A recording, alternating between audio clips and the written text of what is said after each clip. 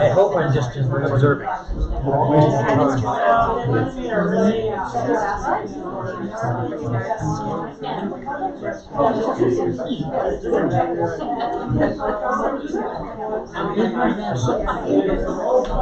I like it.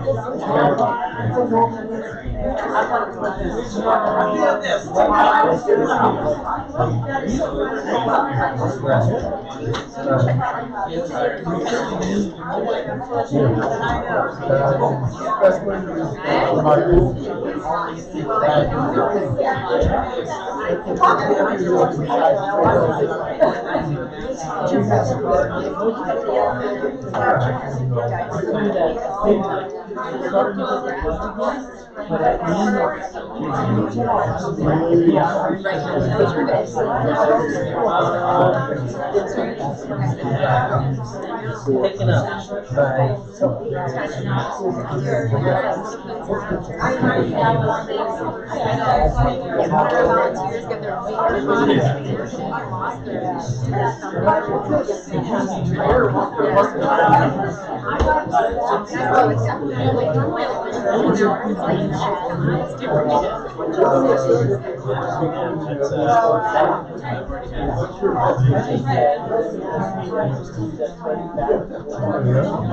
pretty good family.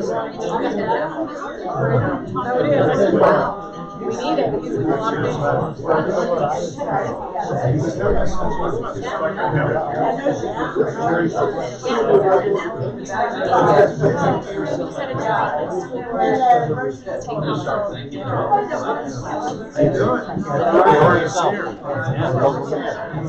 Yeah, you do. Get to do everything, huh? Something like that. Or at least ask to.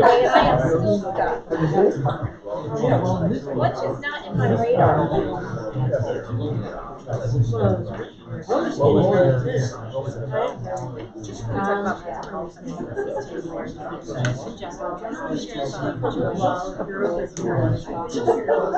A lot of it's just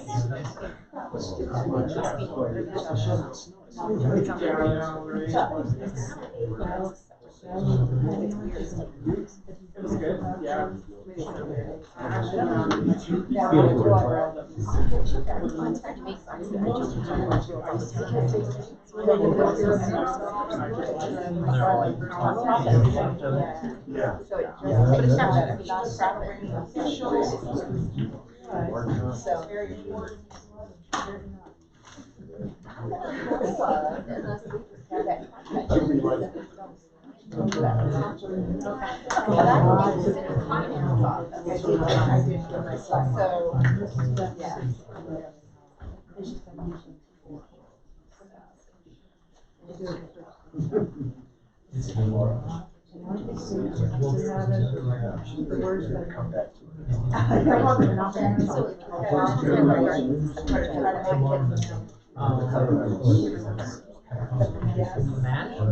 Oh, yeah. I think I don't know what it is. that's the text that I just got in the past. So,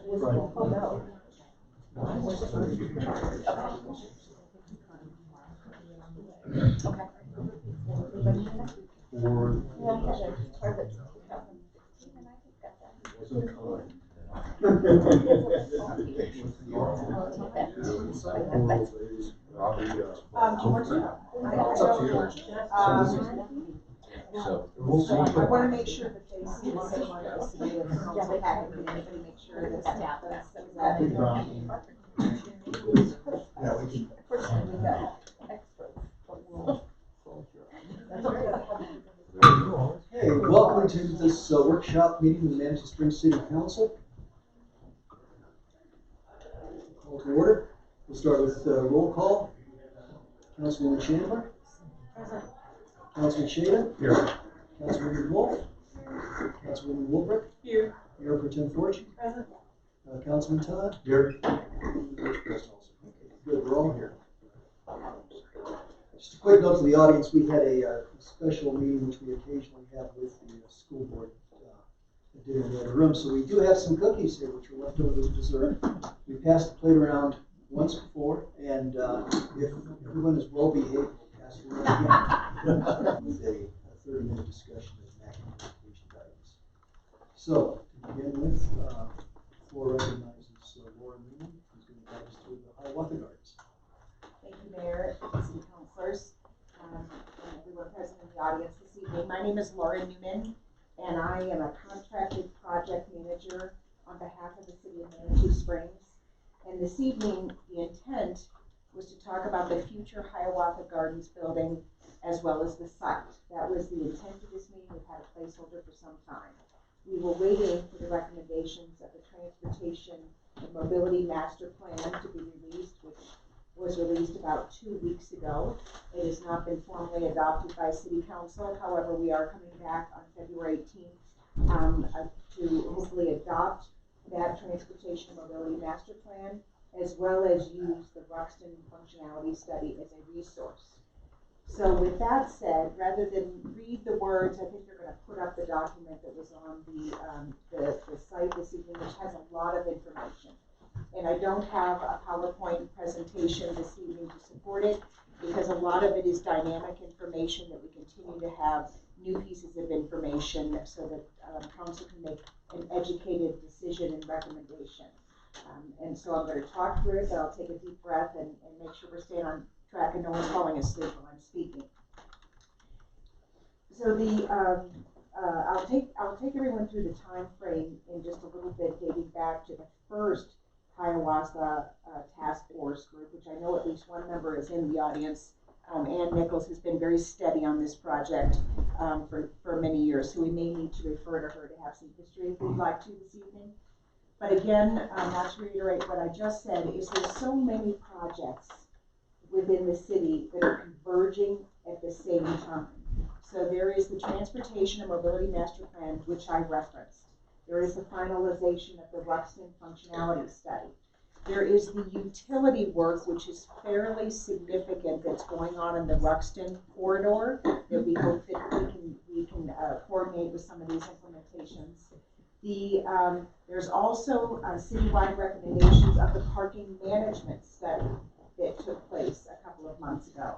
There's potential URA projects that could impact parking.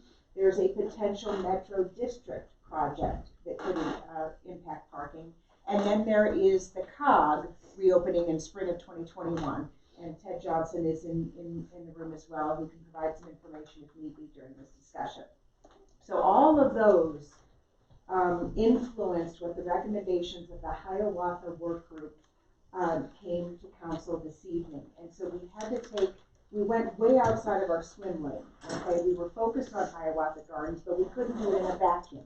And so therefore we took as much of the information that we could gather on all those different moving pieces that I just mentioned to come forward with our recommendations this evening.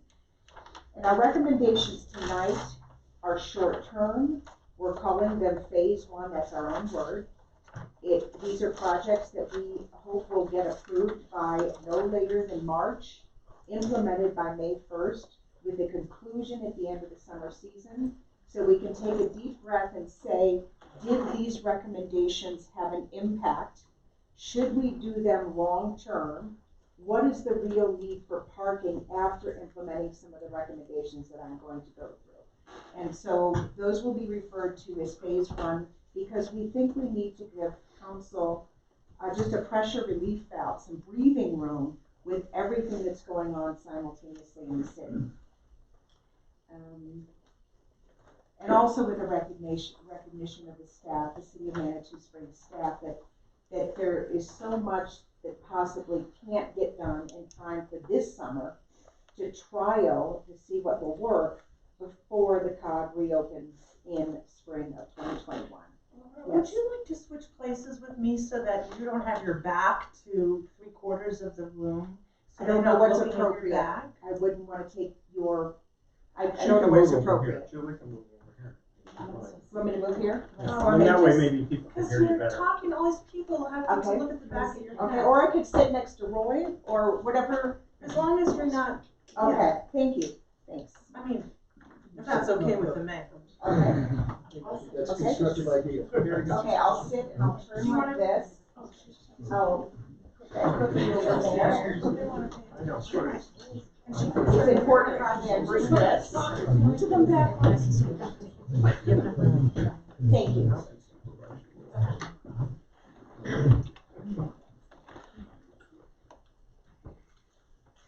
So, very quickly, I want to go through what the agenda that we have planned for this evening, and I'm planning for talking less than 30 minutes and leaving the remaining 60 minutes for dialogue and questions. So, I'll go through some of the information fairly quickly.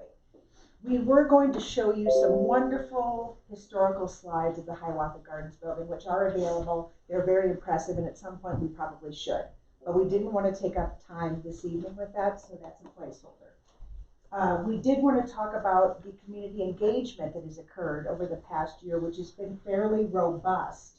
But we're also putting a table on that, although that document is available online if you would like to choose to reference the community engagement. We thought it's very important that we talk to you about the assumptions. First of all, I'm sorry, let me go back to the background just very quickly and talk about, is that up on the screen now? Just some key dates that have occurred. When the property was purchased by the City of Manitou Springs back in January of 2016, important to note. Then the city hired a group by the name of Echo Architecture, which we continue to keep in touch with and is doing some other work for us to do a full evaluation of the building, which they found to be structurally sound at the time. The task force that I referred to that Ann and Neil, I don't think he's in the audience this evening, and some other folks, I think Alan was also on that, okay? The first task force. Is anyone else here on that first task force? Yes. I'm not sure we were officially Okay. on the task force. Okay, thank you. We did some work for it. Okay, thank you. So there was a group that was formed back in 2016 about the future of Hiawatha Gardens. Then in May of 2018, the city did engage Kimley Horn, the firm that also is doing the Ruxton functionality study, as well as the transportation, mobility, and master plan. I do have a representative here tonight. Kyle McLaughlin is in the audience, and so he's not presenting, but we can call on him with questions. They did a parking study because the building was purchased, Hiawatha Gardens building and site, with the intention to do something related to transportation. We did use PPRTA monies to purchase the building. There is an outstanding loan, which I'll get to, but that was the intent of the purchase and the ability to use those funds. You can't just use PPRTA monies that are non-related to transportation. So there is a parking study. It is available online. We did not release it to the public at the time because there was the decision to form the Transportation and Mobility Master Plan. So not just to look at parking as one-offs, like just at that building, and then possibly up the hill with Ruxton and the COG to look at the city holistically. So we put the parking management, or excuse me, the parking study on hold, although we did fully pay for it, and it does exist and it's available for everyone to reference. We then started the Hiawatha Gardens work group. A number of things happened, floods and mitigation and things occurred. And I say in November, the parking study was issued to the work group, not to the public. Then in 2019, for most of the year last year, we put a pause on talking about the future of Hiawatha Gardens, although we told the community that we would not make any decisions about the future use of the building until the Transportation and Mobility Master Plan concluded, which was just 2 weeks ago. although there was some citizen engagement and so forth. I don't have it highlighted, but we did some abatement work on the building, and I'm prepared to talk about it if we need to. We did some dressing up of landscaping, and we took as good care of the building as we could with limited funds. Then the Transportation and Mobility Master Plan was presented to City Council on January 28th. Not yet adopted, but was presented. So we had a lot more information to refer to as it related to what could happen at the Hiawatha Gardens site, as well as with the building. I'm sorry, now I have my back to go. I'm just going to go through some quick facts that we believe to be factual and true. There is still a considerable loan obligation on the building and the site of about half the amount, $570,000. On August 2019, the former City Council passed a resolution that affirmed the community's desire to retain the historically relevant portions of the building, and I can share what those are. I think you all know. It's really the structure in the middle with the dance floor and the steel trusses. That council at the time passed a resolution that until the Transportation and Mobility Master Plan was finalized and the community's voice was heard regarding the use of the building, they were going to retain the historically relevant portions of the site, and they were going to invest to keep the building safe from harm. So our work group, the Hiawatha Gardens work group, worked within those parameters for the past 11 months until we received the TMMP, the nickname for the Transportation Mobility Master Plan. We believe the following funding sources are available to us to implement some of the recommendations of the Mobility Master Plan. There's something called the East End Sales Tax that is marked for TMMP recommendations. That's $250,000. There is monies in the parking budget, and I should mention the Transportation and Parking Board when I get further in the document, but there is $100,000 set aside. There is some general funds monies marked for parking management solutions, 40. You can read these. The PPRTA balance specifically to be used toward transportation and mobility at Hiawatha Gardens. The remaining balance is $83,000. There's some parking lot maintenance monies. There is a commitment by the COG under the COG agreement for parking related solutions starting at $500,000. If that was to be used toward the site at Hiawatha Gardens, the value of the land could be part of our contribution toward that match. There is, under PPACG, earmarked for the design of, and partial construction because it's not enough money, but the design and construction of Ruxton's redesign, $1 million that is on hold there. Then you can see in that little number H, a number of different avenues we think that we can find monies that could be used toward mobility related solutions. And I'm going to take a moment, and I'm sorry this wasn't passed out with the package, it was just, it's hot off the press, is a summary of when I get to the recommendations. There's a couple extra for the audience if you'd like. When I get to our recommendations, what fund sources we'd like to use toward our recommendations.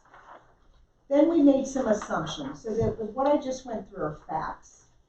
The assumption, it's a pretty good assumption. Ted said we won't be seeing him any longer if we don't meet this assumption, but the COG will reopen in May of 2021. That we believe with everything that we know today, that when it opens in 2021, that season will look a lot like 2017 did for Manitou Springs. There is added capacity, but there's lower guests per departure. So the impact will be about the same as years prior in 2017. We have in our city public and private parking spaces in both lots and meters is currently at 1,382 spaces. Those are listed in that parking management report that I referred to.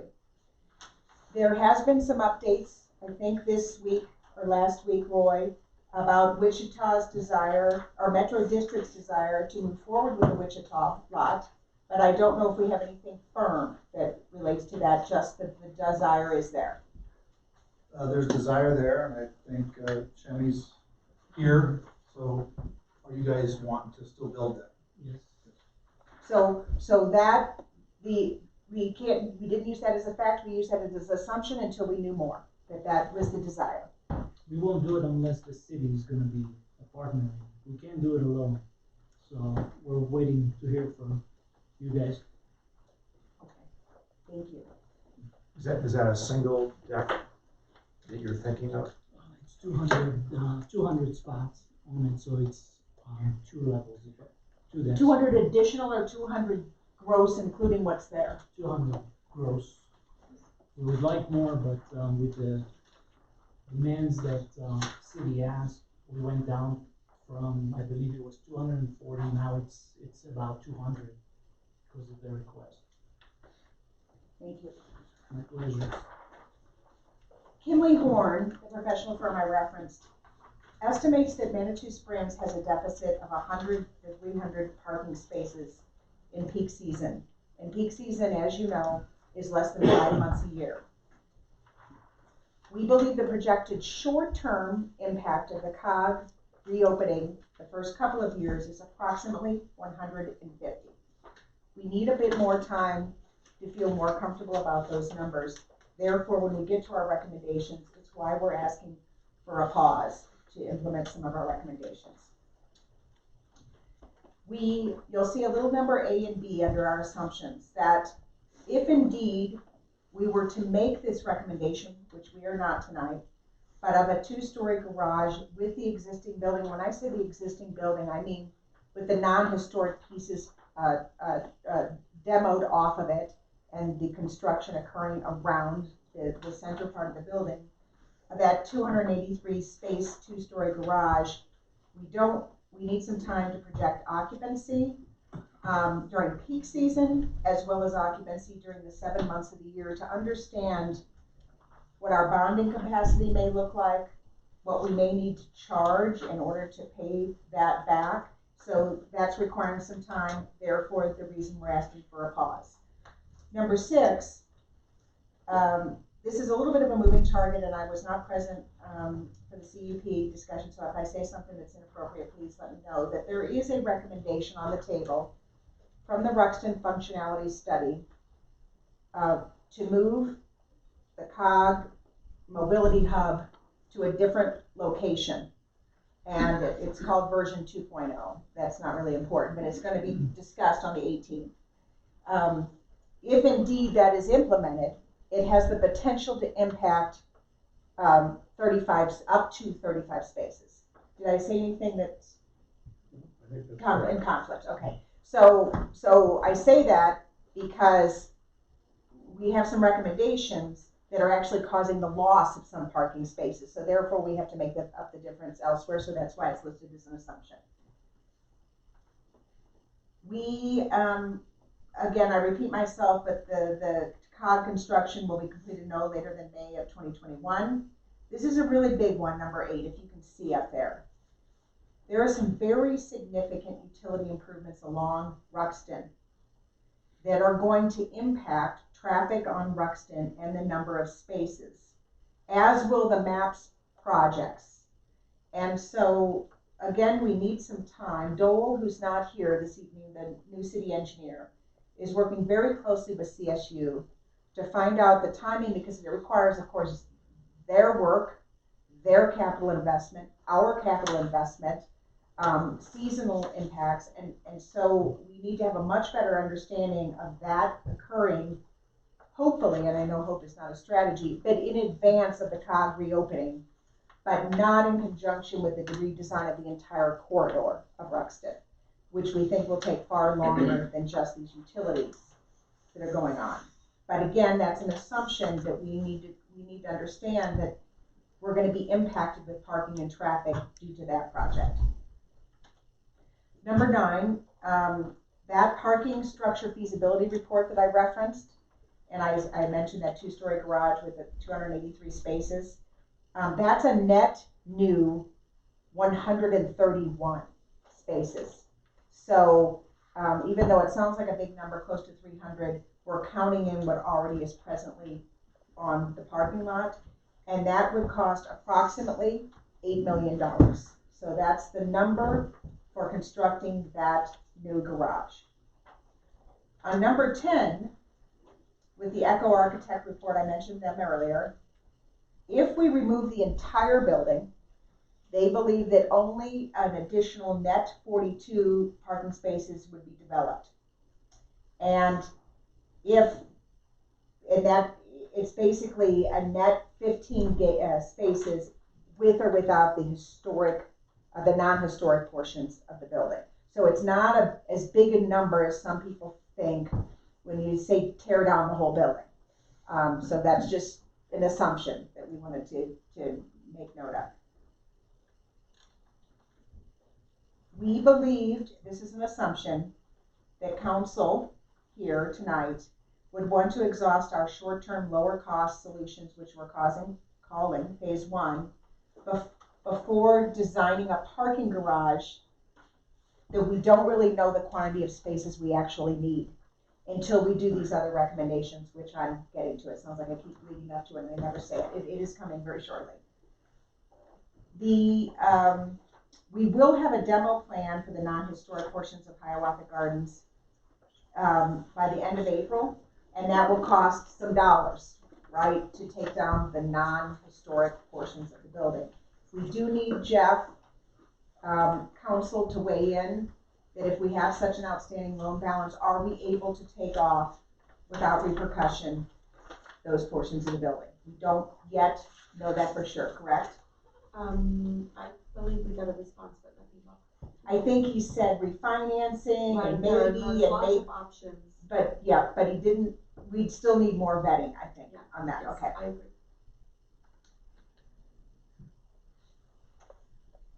We have some short-term solutions that we believe will net an additional 150 parking spaces in season that we would like to implement by this summer to see if they work well for us. And those, what it cost on this sheet, and you can reference the sheet, we're not sure yet, particularly as it relates to a shuttle, because we can't use the Metro District bus, there's not enough advance notice, and it might be too big for some of these areas. So leasing a shuttle and getting the drivers and doing some preliminary work is going to have a cost associated with our recommendations. And we are prepared to come back on March 17th. I think there's a placeholder on the council general session for us to bring more numbers back. We just need a little bit more time because we've just had the Transportation Mobility Master Plan for 2 weeks. And so we're working as hard as we possibly can to get the information. So here, the drum roll on recommendations is we would like council to adopt the Transportation Mobility Master Plan next week. We would like council to support the city administrator's recommendation as to deploying staff around this work because it is staff time. And you'll hear the list of recommendations. There's a lot of work that needs to be done in order to make this happen by May of this year. We would like to allocate funding to implement these initiatives. And those would include, and this again is by May 1st, electronic parking availability, as well as associated data and wayfinding signs. And these are in all parking lots. This was a top recommendation of the Transportation and Mobility Master Plan. If we hit a snag, the first priority is Ruxton, Bar Trail Lot, and Iron Chateau. However, we would like to do all lots by May 1st. Roy has been working very hard on this. We think, and I put on the spreadsheet, $80,000. We're feeling more comfortable about that number of $80,000. And you can see, if you refer to the letters, what fund source we'd like that to come out of. We would like to add some pedestrian crossing signs downtown. And we would like to work on Mountain Metro on Ruxton bus protocol, including, this is news that's not probably up here, I don't think it's going to say it up there, it's not, is potentially spending $20,000 to move the bus stop on Ruxton, which sounds like a little bit of a waste of money if we're going to go for the long haul of the COG Mobility Hub. But we believe moving it just down the hill so that cars could actually pass and we don't have that clog up in season, that $20,000 would be money well spent. So that is going to be on our recommendation list with some better numbers by March 17th. With the input and support of the Transportation and Parking Board and SP Plus, we want to make some recommendations, again on March 17th, on metering policies, the timing as well as pricing, and implement it through that whole summer season of this year. We would like to do the same on city-managed parking, including potential meters in Hiawatha Gardens for the summer, and/or shuttle pricing for that private shuttle that we have from these other areas you're going to hear about shortly. And a byproduct of Hiawatha Gardens charging for that area for meters is it also shows a potential revenue source when we explore bonding capabilities for building a garage. So that was a little baby step forward in that regard. Along with a number of key partners, I couldn't mention them all, fully impact the cost of what we mentioned above, as well as there's a little 1, 2, and 3. Higginbotham Flats, some area, not just Fields Park in El Paso, but another potential area, and I don't know if I can call on Ann, potentially with the URA, they could provide 50 spaces, as well as Manitou Springs Middle and High School for peak periods. And all those combined would be a net new 150 spaces.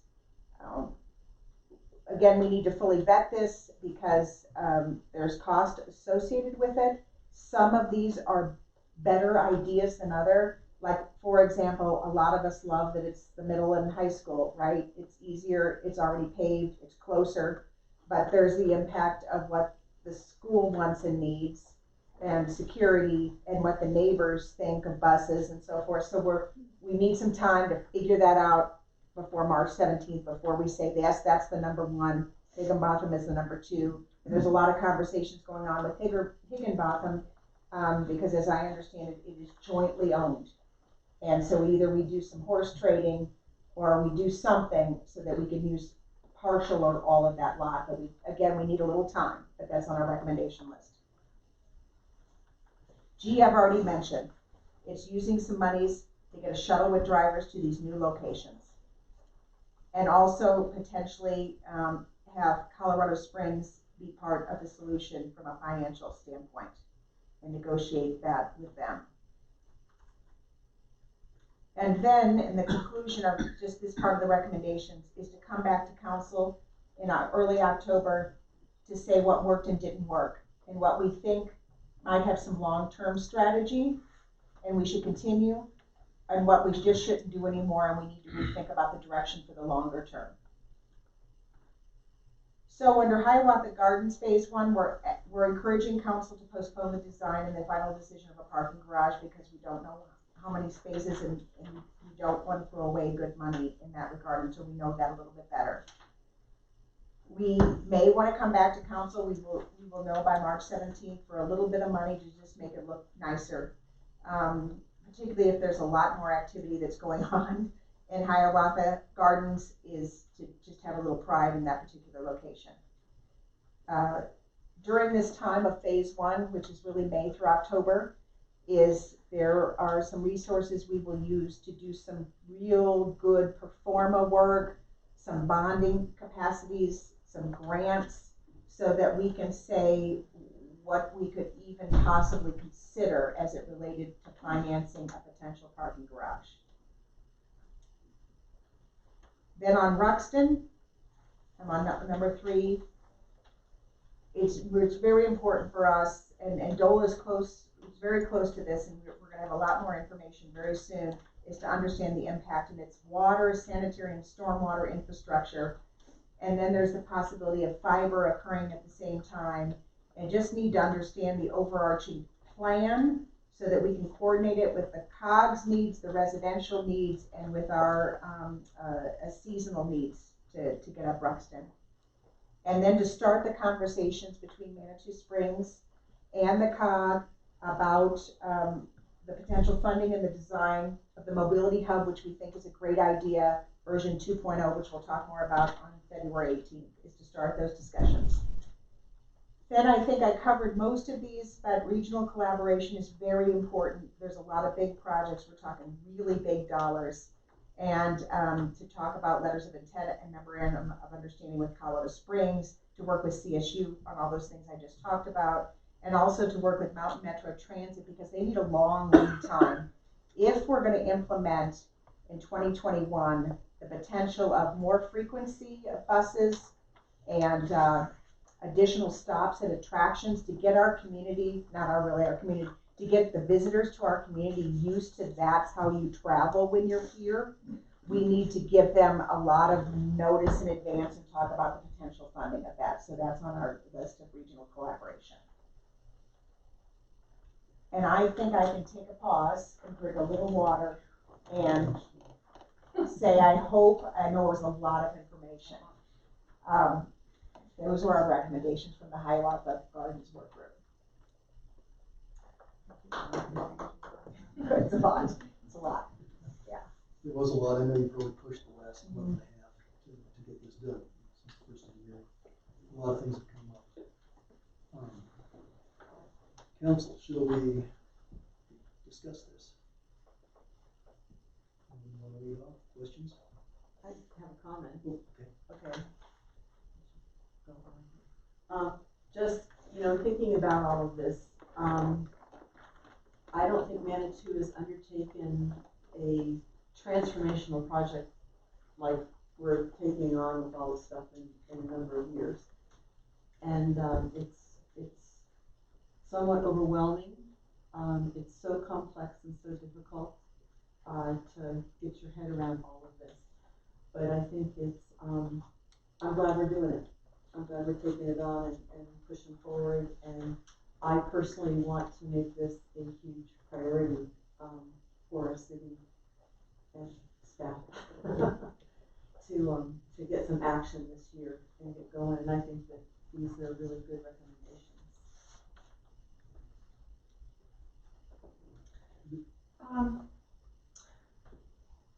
I do have some questions and things, but overall, my opinion is kind of piggybacking on what Nancy said at a recent work session, that we really can't accurately anticipate what kind of vehicle use will be happening in town in 10, 15, 20 years from now.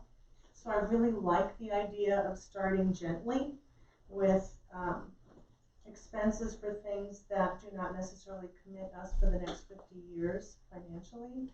And I think it's premature to really think about a garage at this point. There are so many other possible places that we could park cars in town that I know is in the process of being explored. So we don't even know if a garage would ultimately be essential or cost effective, or how many cars will still be coming and going in here, in 10 or 20 years. And if we do need a garage, is this really the best location for it? Or would it be better next to Adams in that land if we end up buying that, or some other place? So I appreciate the let's take it one step at a time approach, but I would not be prepared to make any kind of commitment to the mobility study that was presented to us already on a work session, and as they come back with more detail, I wouldn't be prepared to make any commitment tonight about any of that.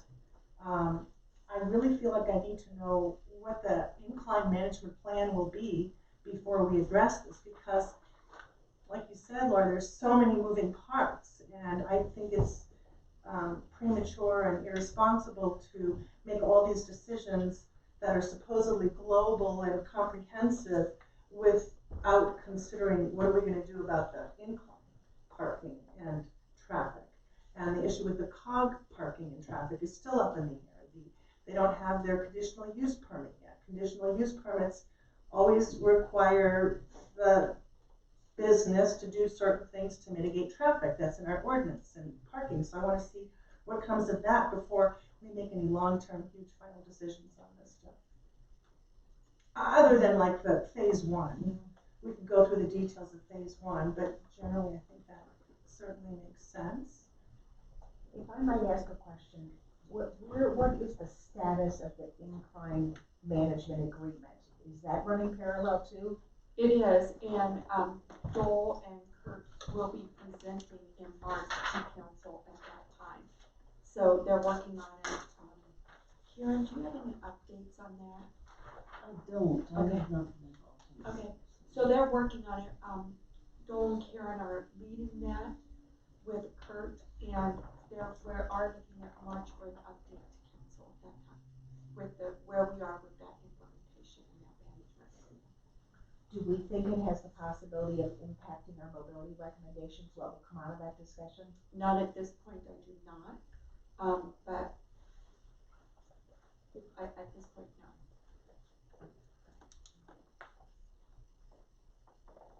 I have two questions and then I'd like to make a comment.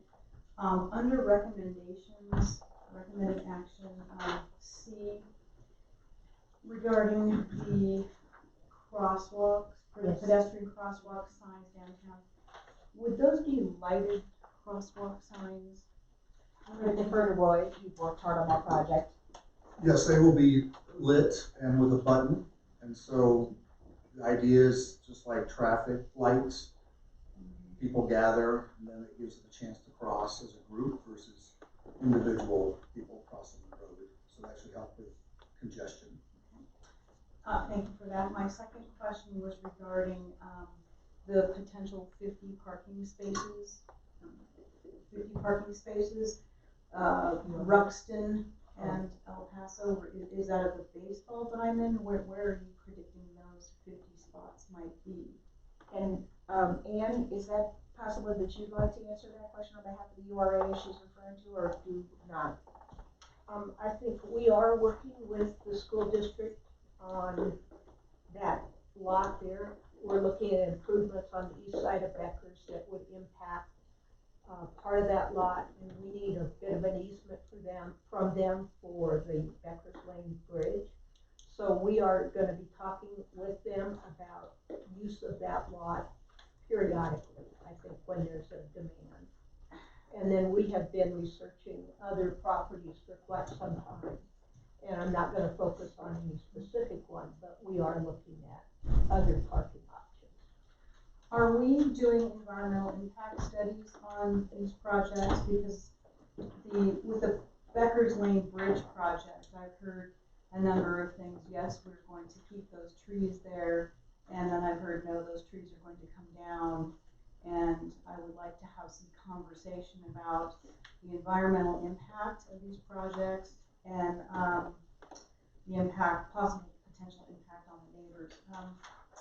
So what I want to say to the group, though, is this is such a big deal because the decisions we make are going to affect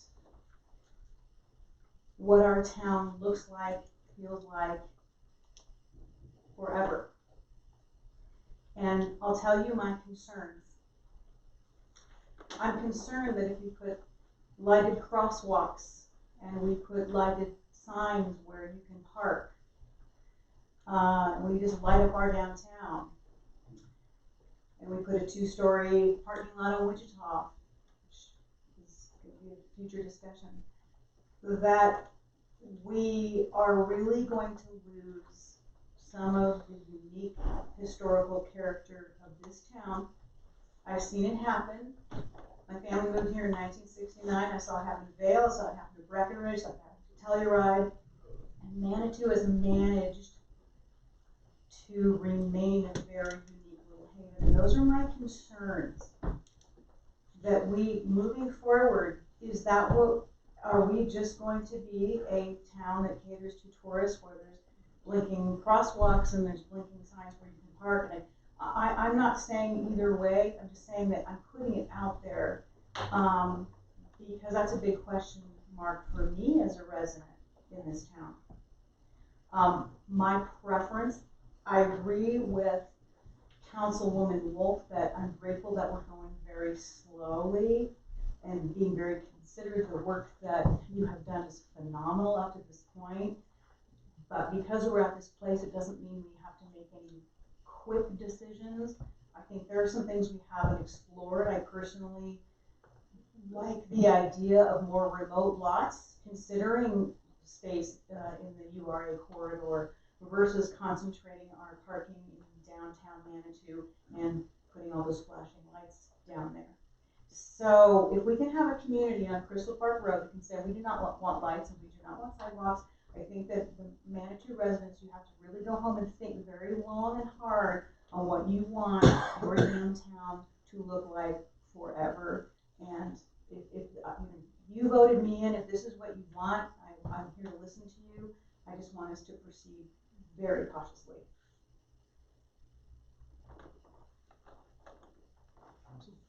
Do you have any notes? Oh, I always have comments. And I very much appreciate the comments so far. I think we need to think about all that stuff. One of the things I like about this particular proposed actions is that I don't think that there's anything irrevocable in it. And it goes to Julie's point on taking things slowly and deliberatively. And if we have to undo things, that potential still exists. And I value that because I don't think we have all the data we need to make huge choices at this point, huge decisions at this point. So again, but I'm also, I have to tell you, I'm feeling tremendous pressure to get something done for this summer. So that's why I really like these options, is that it gets something done. It shows action for the community. It gives us a lot of data that we can then use to evaluate or to assess future options and decisions. So anyway, I'll stop talking. Good comments. Closing comments. And I have some questions at some point, but I don't want to take up more time if other people have questions or comments. But I do have some questions about this May through October phase 1 that I'd like to get help. It's, my time to go. Julie. One comment, Laura, was thinking about the flats lot with the bus stop. Is that co-owned with Save the Flats, or I don't know which lot that is. Who's the co-owner of the lot that you're thinking of? Is it Save the Flats? Yes. And do we already know that it's just such a horrible road, And it's so It's a steep. tough choice. And It is. aside from the fact that we don't maintain it well, it's still so steep in that hairpin turn, and I'm just thinking about all the pollution and all the noise of these buses chugging up and down that intense hill. I'm not convinced that that's really the best solution. I'm not saying it's not, because I'm not an expert, but I do seriously have concerns on that. I don't know what, if any, studies have been done regarding using that particular road. Do we know if buses can handle it without making a lot of noise and a lot of pollution? So we would probably look at smaller shuttles, because the bus could not go down Serpentine. 24 would be an option, but we're probably looking at shuttles, smaller shuttles going down, maybe through Washington or down Serpentine. Oh, so not necessarily Serpentine. Right. I hadn't even thought of that. So you could be a Higginbotham and then come down Yeah, yes, correct. to Washington, which is also pretty hairy. Okay. And then I had another question. There was a comment, I don't know where it is on here, I was just reading it in our packet about, and you mentioned it, Lauren, that the parking management assumption is that we are having more people come into town. I don't know if that was specifically referring to the COG or just in general, but fewer vehicles are expected. I don't recall Or saying that. Maybe was it that the COG has greater capacity but less departures, was that it, or? It was near the beginning.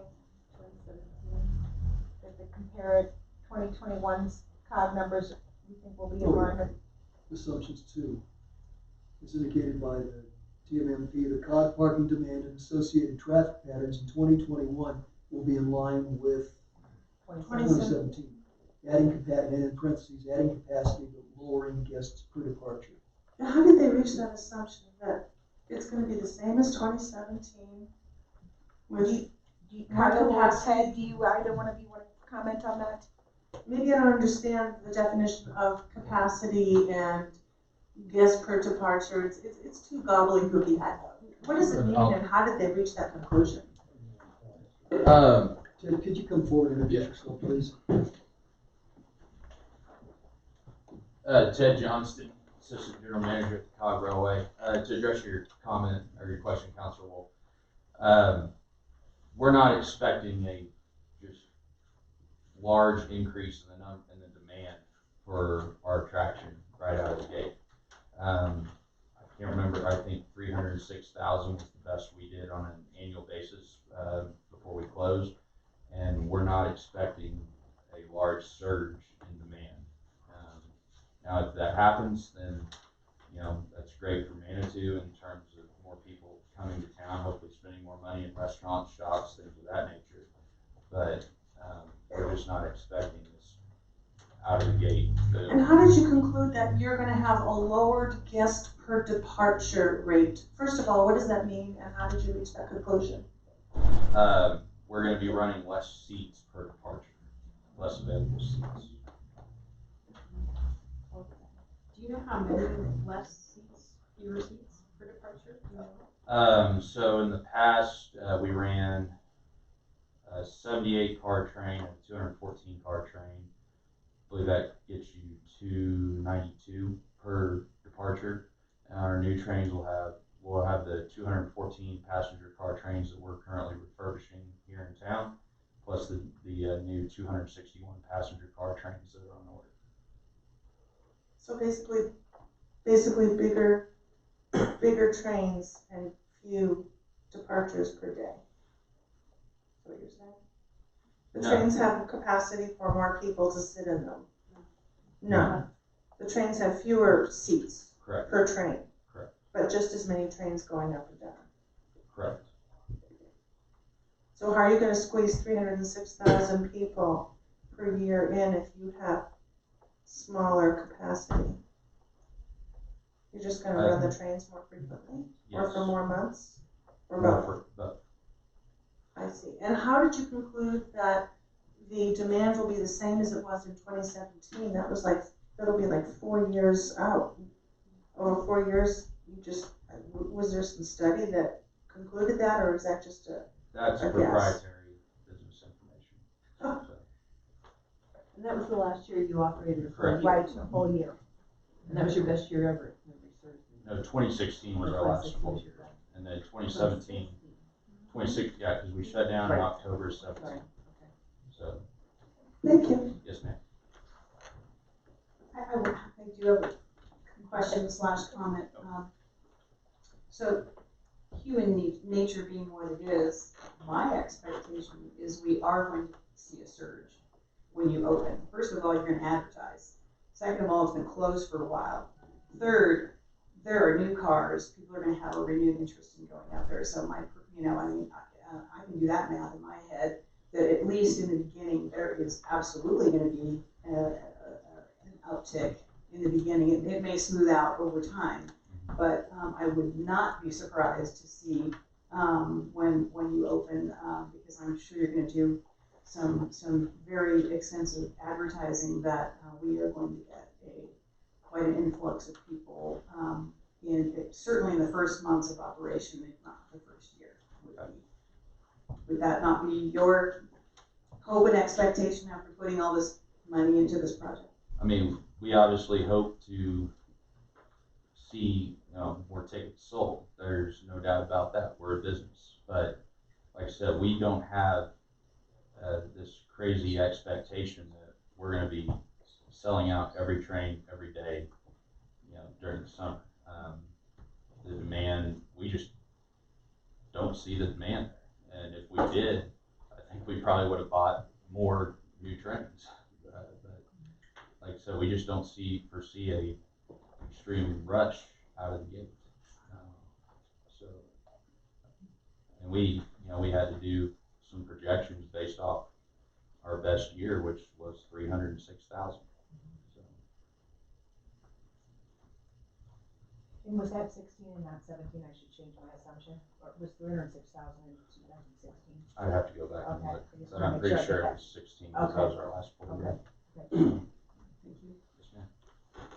Councilman Shea, right now, think about it. Yeah, I'll think. Councilman Todd, you have anything?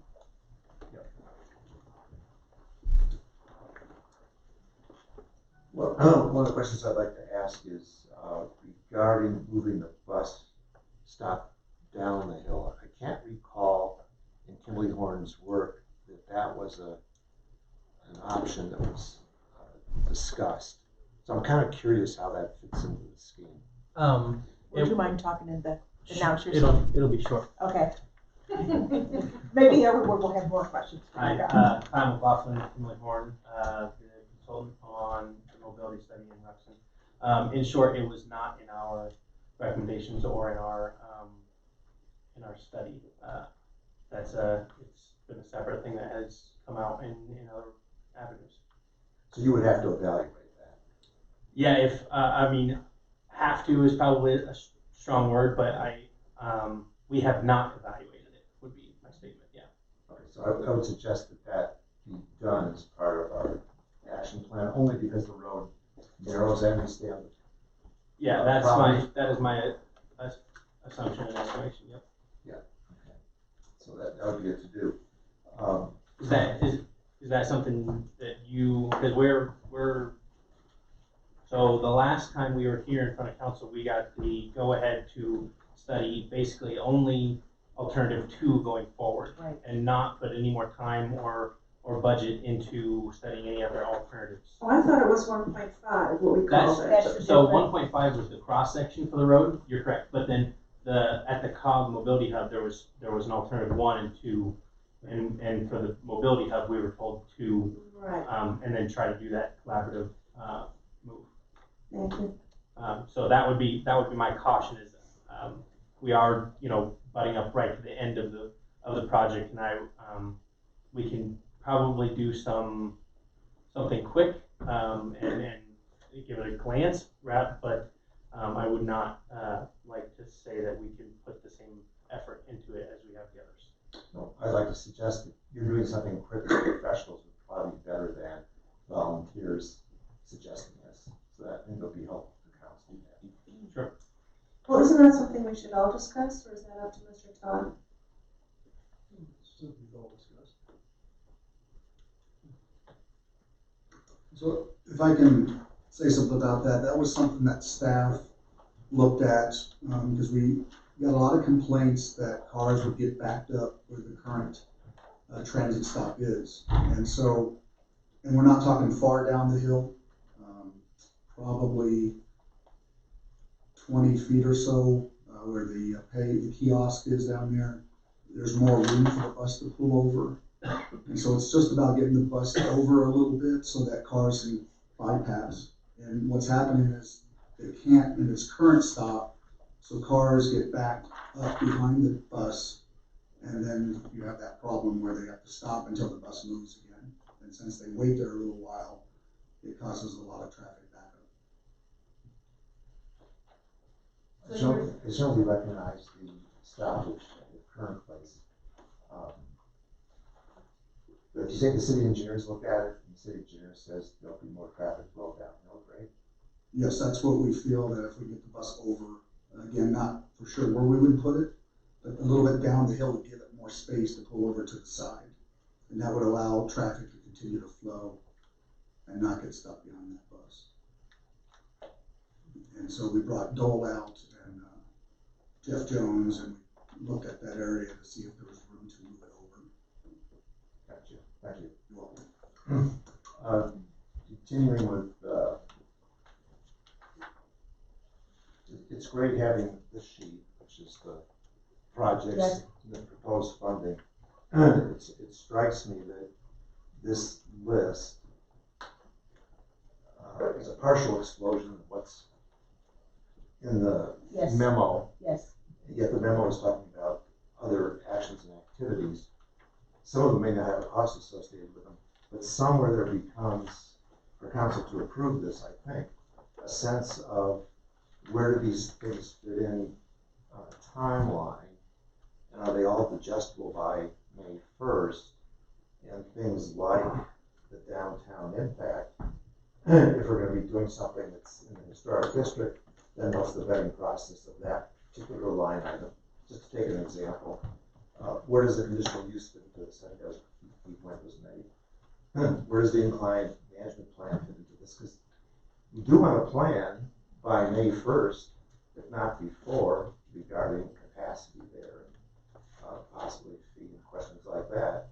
It doesn't strike me as something we want to implement after Memorial Day. It strikes me as something that's announcing to the world, this is how the summer will be. So you have this, test case, Yes. so that by October you can really say what was the impact of these actions. So as this comes back to council for decision making, it's a great laundry list of items. I think it would be helpful to council to see the structure of them just laid out, so we can say, well, we can vote on all the line items, or we can exclude some line items, or staff might even recommend, wait, we're gonna choke the horse here. We've got to cut the list back to only 80% of this activity. Because this is not the only thing that's going to be happening as we get into summer.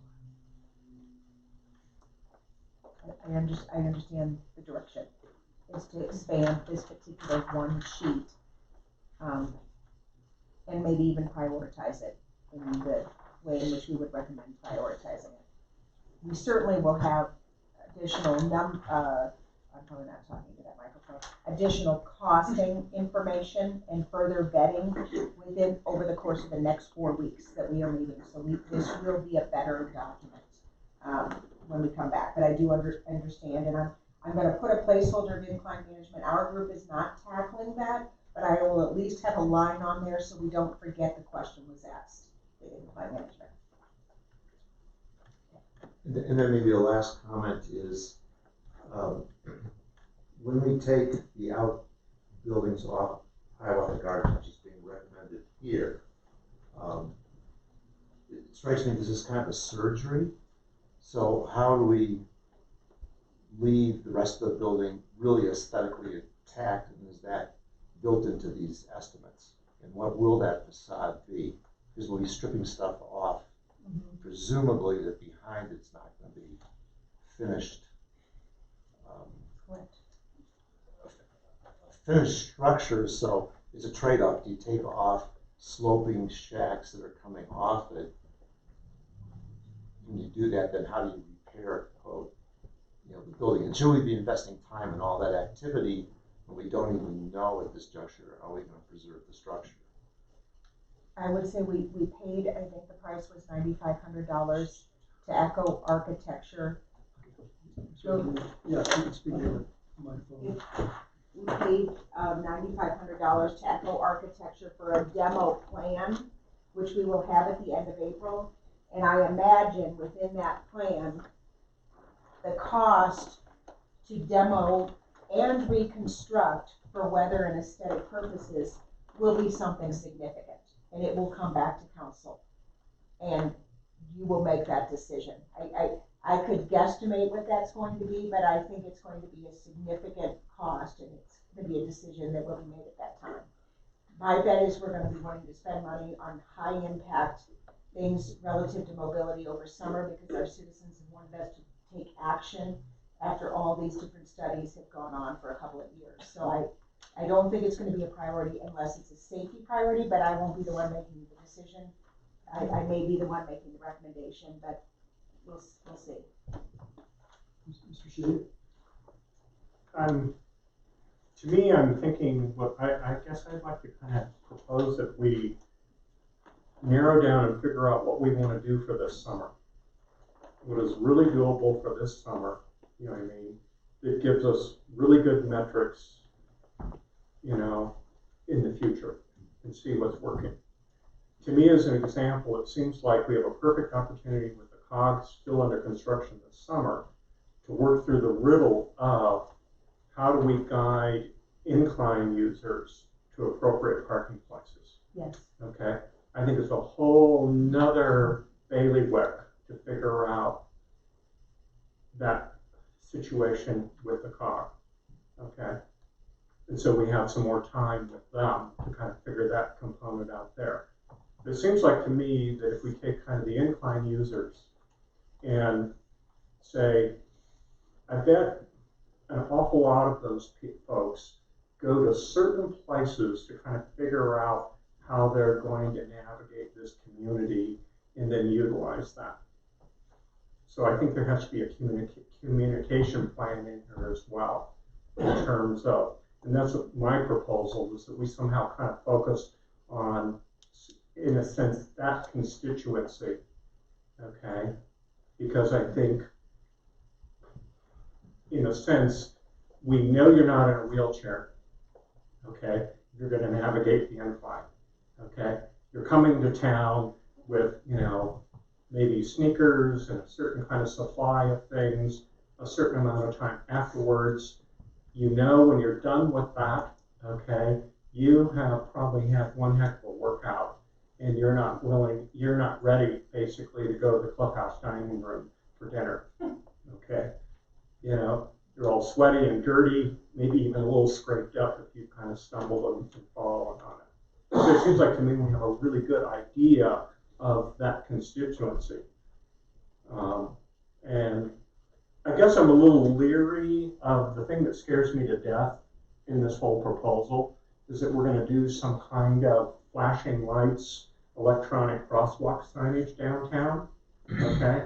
I don't know quite what we're trying to achieve down there. I don't think what we, as somebody who lives in the downtown area, who crosses those crosswalks probably 10 times a day, okay, I'm a little bit leery about that we're trying to kind of pulse a lot of traffic down. There are still people who are trying to get in and out of their cars and parking, and the slowness of that traffic in the kind of the chaos that's down there. That area is actually safer as a pedestrian during the day with that chaos than it is at 7 o'clock at night. Because once you remove sort of that congestion down there, that tells motorists you can step on it by 5 miles an hour, okay? So I guess I'm really leery that we're spending $80,000 and trying to go in that direction. I would rather, in my opinion, have consistent signage for where those crosswalks are as a motorist so that you know you're coming up on one, consistent striping, because it's all over the map downtown.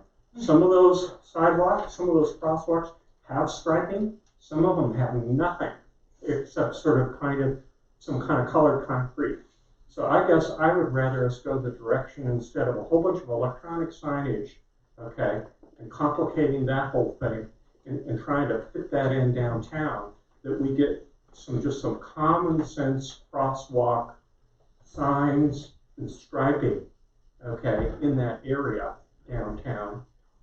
Focus in on the east end to see if we can gather 50 to 60 parking spaces on the east end, see if we can guide incline users to kind of use those and utilize that. Because if you're going to get on if that's our plan, is to guide incline users to get on a shuttle, okay, why not get them a little further east of town? And I agree with kind of the experiment of trying to get some revenue and some experience out of kind of Hiawatha Gardens in terms of what's going on there. So I guess I'd like us to maybe have a discrete work session, you know, really, really quickly here so we know what we're trying to achieve this summer and what we think is realistic and how those metrics would work out. That's just my thoughts. Susan? Just to be brief, I concur that we're going to do something that's awesome. We're going to move slow, that's great too. And I just had a couple of thoughts about these electronic signs. And I know you're thinking Las Vegas maybe, and that's really, you know, probably a little disturbing. When I think about it, because I live downtown too, and this is just food for thought, I'm neither here nor there. I think about the one at the school, which I really appreciate, that flashing crosswalk, because if I'm a pedestrian, I can push that button and it lets all the cars know that I'm needing to cross the street. But if I'm driving and someone presses that, I see the families with the children. And we have done some studies with SP Plus that have shown us that part of the problem is congestion. And if people knew better when to move, there'd be less congestion. So one of the things we're trying to do with this is, as a resident, I don't like the congestion either, because that doesn't maybe feel good as well. So if we can think about And I don't think we've seen examples of what these would look like, and in that work session that John is recommending, perhaps we could see that, which would be better. Because if you're really thinking Las Vegas, it's really not chilling with you. But I also think that, you know, there's some compromise there that can send a better message to drivers and make pedestrians feel okay, that they're not lit up all the time. I mean, the one at the school crossing is rarely lit up, but when it is, it's meaningful for me. I know that someone is waiting to cross there. So, and we do have some data on that, and perhaps Roy could bring that from SP Plus, because I think last year we did a study where we kind of identified that it's this backing up that's caused by one person crossing, and then 2 minutes later, one more person crossing. So maybe we need to kind of think about how do we take the information we have and see what options are out there to come to some happy medium about that. I guess, can I make one other comment about your thing? I think our goal ought to be, again, the reason why I'm leery of this crossing thing is I would rather us put an emphasis on not having so many cars downtown.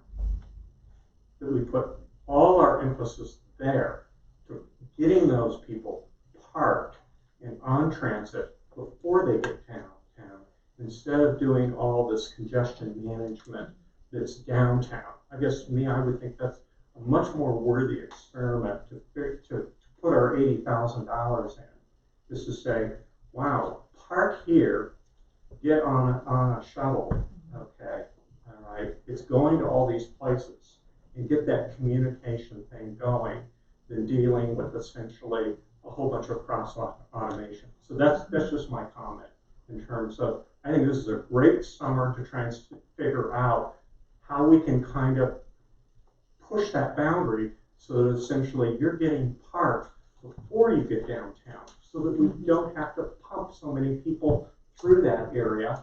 And, you know, Kimberly Horn has said that, you know, I think they were saying that in downtown Denver, fully 30% of the traffic or more in downtown Denver is people just circulating and looking for parking. So to me, if we can kind of grab onto that goal of even eating into that by 10 or 15% to figure out how to do it, then to me, I think that's much better well spent than dealing with essentially a whole bunch of this kind of automation. And I'm just leery of, you can kind of see these things kind of going on. And I agree with you. The flashing sign that's down by El Monte is great. But guess what? That is critical when you're down there, because people are booking along there. The sight lines for that whole thing says you can step on it. It's 40 miles an hour. It doesn't make any difference whether it's signed 35 or 30. Okay, you have to have that, because the same people who try and cross up by the Chase Bank, which is almost the same situation, people will not stop for you. You have to wander out there like a New Yorker and kind of glare at them and go, you have to stop, because I've been waiting here an hour. If you do stop, you might get rear-ended, because nobody's expecting you to stop. Exactly. It's a little dangerous too when you do want to stop. Right, so I guess I want to reiterate trying to figure out what is a really great set of things that we can try and achieve this summer, and see if we can get that list printed out of here, so that we can, I think that can really help staff focus on what they are doing, because even just a small group of these things is going to be huge for this city to implement. So, I'm always mindful of the environmental cost of anything we do. So the first two things on this list are $130,000 of electronic parking slot availability signs and lighted pedestrian crosswalks downtown. I absolutely agree with Councilman Shada about looking at this summer. And I think we should be looking closer at what could be available in the East End corridor, right around Adams Mountain Cafe, Metal Mamas. But also, sixth on this list is the middle school and high school. Those are paved parking lots. Those students are gone in the summer. There's a lighted crosswalk up there. We should be looking at this summer, implementing, putting that on the top of our list, not sixth on the list, and taking a look at shuttling people in from parking lots that we already have, that are readily available, that are not gonna cost us $130,000 to implement. So, I agree that in the short term, I'm certainly willing to absolutely look at what those lighted crosswalks could look like. I just happen to have lived in a smaller community, much like this in New Mexico, and implemented lighted crosswalks, and they were pretty horrible in that little community. So, but I'm going to keep an open mind. I'm willing to look at it, and if that is what the residents of Manitou want us to do, then I'm absolutely for that. But I think we want to be really careful. But let's look at property we have, including the middle school and high school, and getting people shuttled into town from those locations. May I comment on that? I spoke with the superintendent of the schools just before this meeting as the previous joint meeting was concluding. And unlike this report, I forget the number in this report, what it said, or some of these attachments about how many spaces are available, but she said, the superintendent said, that she's already begun discussions with Denise, that she is very interested in making arrangements for both the middle school and the high school lots to be available, that they're available practically the entire summer with the exception of maybe a couple of little sports games where they may have to save 50 spaces for themselves. She said between the middle school and the high school alone, those are 150 spots right there, readily available. And she said you don't necessarily even have to have the buses go all the way up the steep hill, you know, to get up to each school. That maybe they could meet like at the bottom of the hill where for the middle school, whatever that street's, I don't know the name of that street. But before you go up, you know, the big hill to go into the lot, she said we could just have people pick up and drop off at the bottom of the hill. And if they're in a wheelchair or they can't handle that steep hill, they can probably park in a different lot instead. But, you know, that sounded really convenient. And she said, she suggested that I find out how District 12 does that, because apparently they pay some money for upkeep and trash and little stuff like that from whoever the heck, I forget who she said, you know, rents from them. But she said there are contracts and forms and price per space and all of this that we could just kind of piggyback on from our neighbors who are already doing this. And she was totally open to it. I have one more comment. Whatever we decide to do, we really need to coordinate with the chamber, because we can do all this stuff, but if we don't tell people what we're doing, we're not going to have good data at the end of the summer.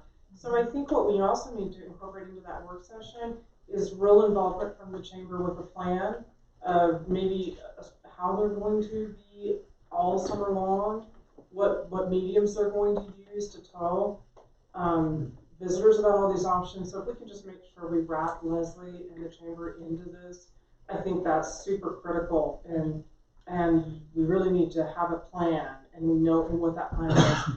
And then, I'm not trying to beat a dead horse, but I have one more thing to say. In the crosswalks downtown, especially in the 700 block, we do have a rule that says trucks that are loading and unloading should park within so many feet, but they do, and we are so lucky that we've never had a tragic accident, because what happens is that truck is unloading and you can't see, and if there's a family coming across that street when you're driving, you have no idea, and there could be a benefit to have, it doesn't have to be lights, but lights flashing would tell me as I approach that crosswalk that someone's trying to cross, where right now I'm inching through hoping that there's no one coming behind that truck. And I've talked to Roy about that, and I think I'm going to take some pictures of it, because it's really hard to understand. It's also very hard to enforce, because unless SP Plus is right there or the police officer is right there to enforce that distance that they're supposed to keep, it just happens. It happens almost every weekday downtown. And so if lighted crosswalks aren't the answer, then we need to think about something that is, because I just think to myself every day, I'm so glad we haven't had an accident there. Thanks. So I've got a few comments. I think there's really three elements in the room here. But I think the way our discussion has gone here in the last probably 20 minutes, we're kind of coalescing on what can we do this summer. This is the phase one, relatively low cost. It's a good opportunity for us to test ideas, see how things work, and we would have some room to recover if we make mistakes, and if we don't try things, we won't have successful mistakes. So I'm encouraged by this, and I think we'd certainly have another work session. That would be in concert with some of the work that, or a lot of the work that the staff is doing, and that the Hiawatha Guards and the building people have been doing.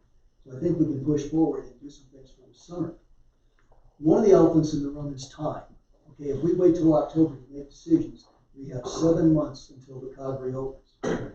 I think the COG's projections were about 330,000 riders. 306, okay. Incline use is a little, I think the actual use is a little under 300,000. So let's say roughly 600,000 people in 2021. So we really need to be cognizant of that. If we wait to decide what we're doing with the Hiawatha Gardens, it's October, we've only got 7 months of wiggle room. That really, I think, constrains us, and we're going to find ourselves in a bad situation coming in 2021.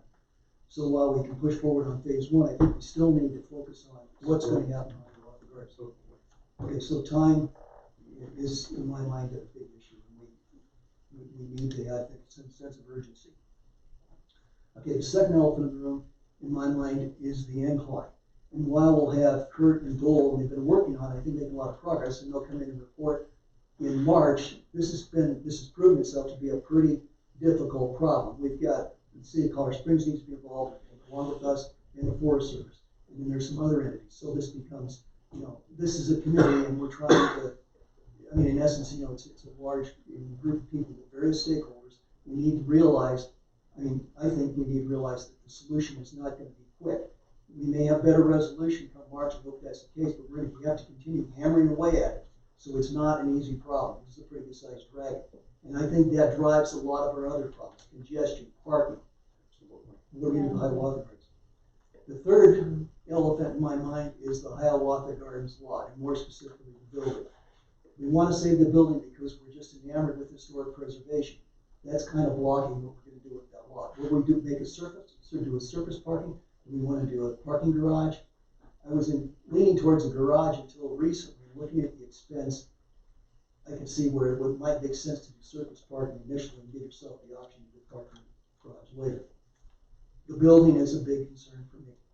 3 times in the last year I've had conversations with Chuck Murphy.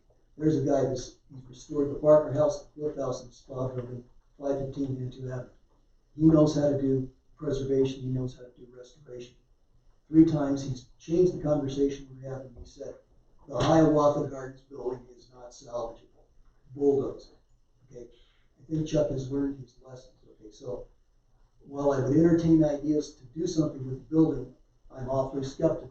So somebody needs, if there are people out there who really want to save Hiawatha Gardens, they need to come forward and say, this could be done, this is how it's going to be paid for, and we're not going to waste city money, dumping the money into a black hole. And that's my fear and my concern. And I want to say that now because we've got 15 months before we have lots and lots of people.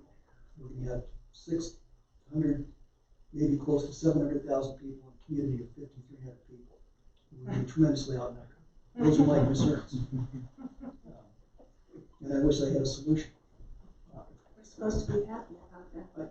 Well, and we can be. I think there's an opportunity to, with that many visitors, to do things for our economy. We have to be smart and, suppose this was Disneyland. How would Disney do it? They would get people around. They would move people. They would be efficient. They would give them a quality experience. They would get money out of them. And they would send them home broke, and the people couldn't wait to come back. That's how Disney would do it. That's my thought. And so if you think about that, then that's maybe the possible road to some success. And it seems to me like we should think about that. And I know I've offended some people, and I'm sorry, but we're still friends. I'm grateful that I don't live in Disneyland. It's one of the reasons I moved here, to get away from lights and Disney kind of lifestyle. I'm a fan of preserving the building. Once we tear it down in a historic building, it's gone. So if it's the will of the Manitou citizens that you don't want the building, then we'll tear it down. I think that building could be restored. I know the Murphys pretty well too. They've done some amazing work. I'm not saying that it's not gonna be a challenge, but I think that it could be a revenue producing property. It could be a hub with some bathrooms. We could use it as a community center. And I think that we should, put paid parking meters on that surface lot for now and start getting some parking revenue, long before we look at building a $8 million parking garage. Well, and my thought is, come October, I don't want us to be sitting here with a lack of information as to what to do with the Hiawatha Gardens building. If there's a future for it, then we need to have all that data so we can make an intelligent decision. And if there isn't a future, and again, I'm skeptical about it, but I'm certainly listening. Well, and I certainly agree with you, John. I think we need to pull that up, that phase two. Okay. You know, and not wait till October. Right. Okay. I think we can make probably some pretty good guesses, some interim adjustments and whatnot, you know, the beginning of the summer or whatever. Sure. This is kind of a minor point, but, how late do we charge for parking these days? 6 p.m. Okay, because you know, like downtown, they just changed it to 10 p.m. That's one thing we could do to raise a lot more money to help pay for all this stuff. I mean, yes, it's controversial, I don't know. Anyway, just some food for thought. The other comment I have is that there are a lot of spaces in town that could be, but aren't paved right now. Like on, between Old Man's Trail and El Paso Boulevard, along Manitou Ave. And just explore whether there are non-residential parking spots that could be used to generate more money, to help us pay for all of this very expensive stuff.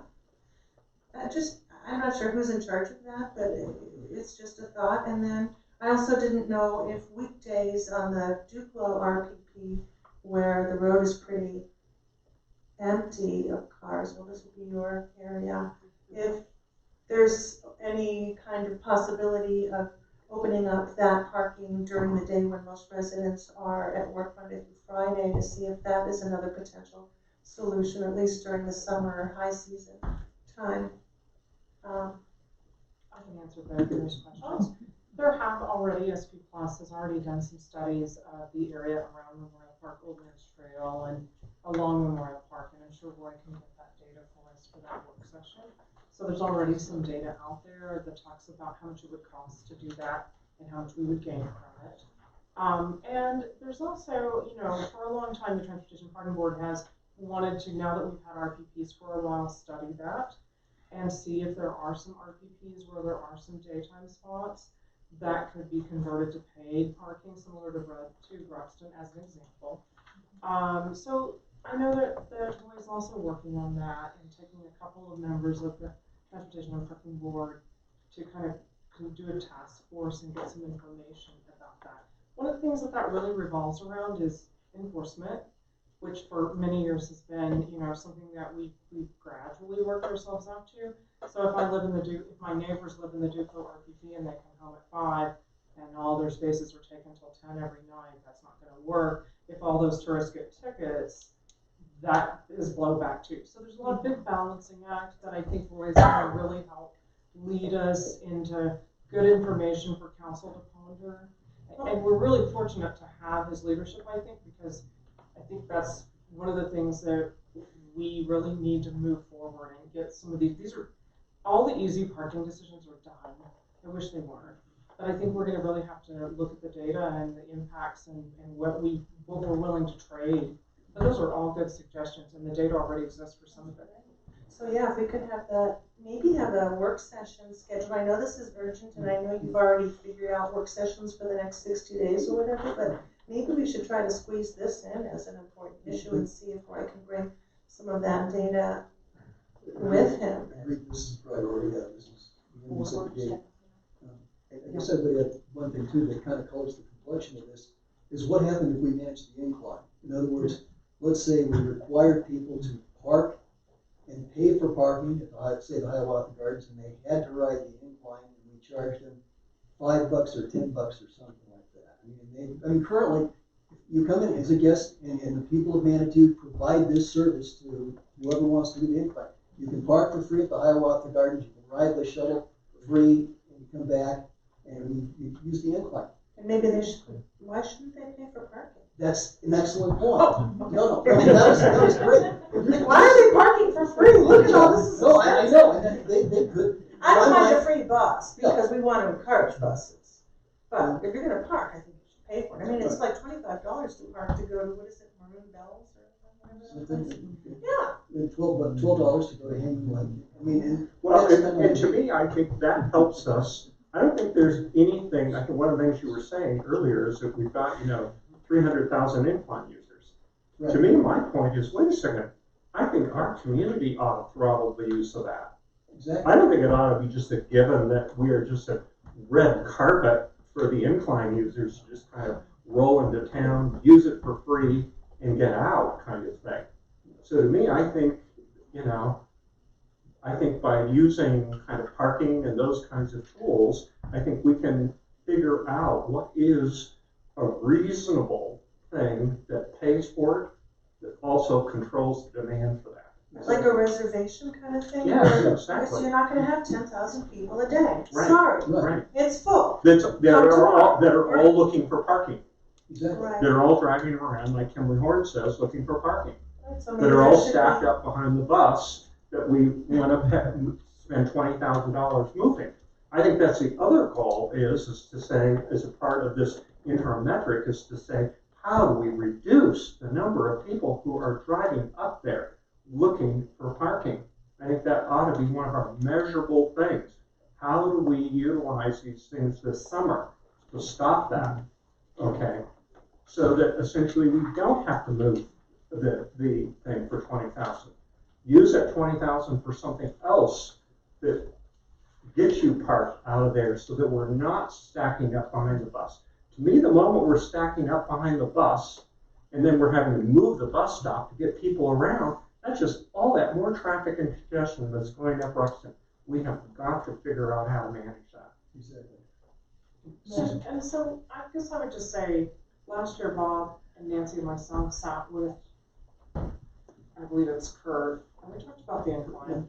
And we made a lot of these same suggestions that you guys are making tonight, and they went nowhere. They didn't take them seriously. Maybe Nancy could do a better job of saying that, but I don't know how that's another element, that is one of John's elephants in the room, because we have all these ideas. And before Nancy takes over, I just want to say that when Alan was running for mayor, he had some really good ideas about Hiawatha and some maybe almost surge pricing during peak times, and hopefully he'll come back and share some of those with us, because I was really intrigued by that.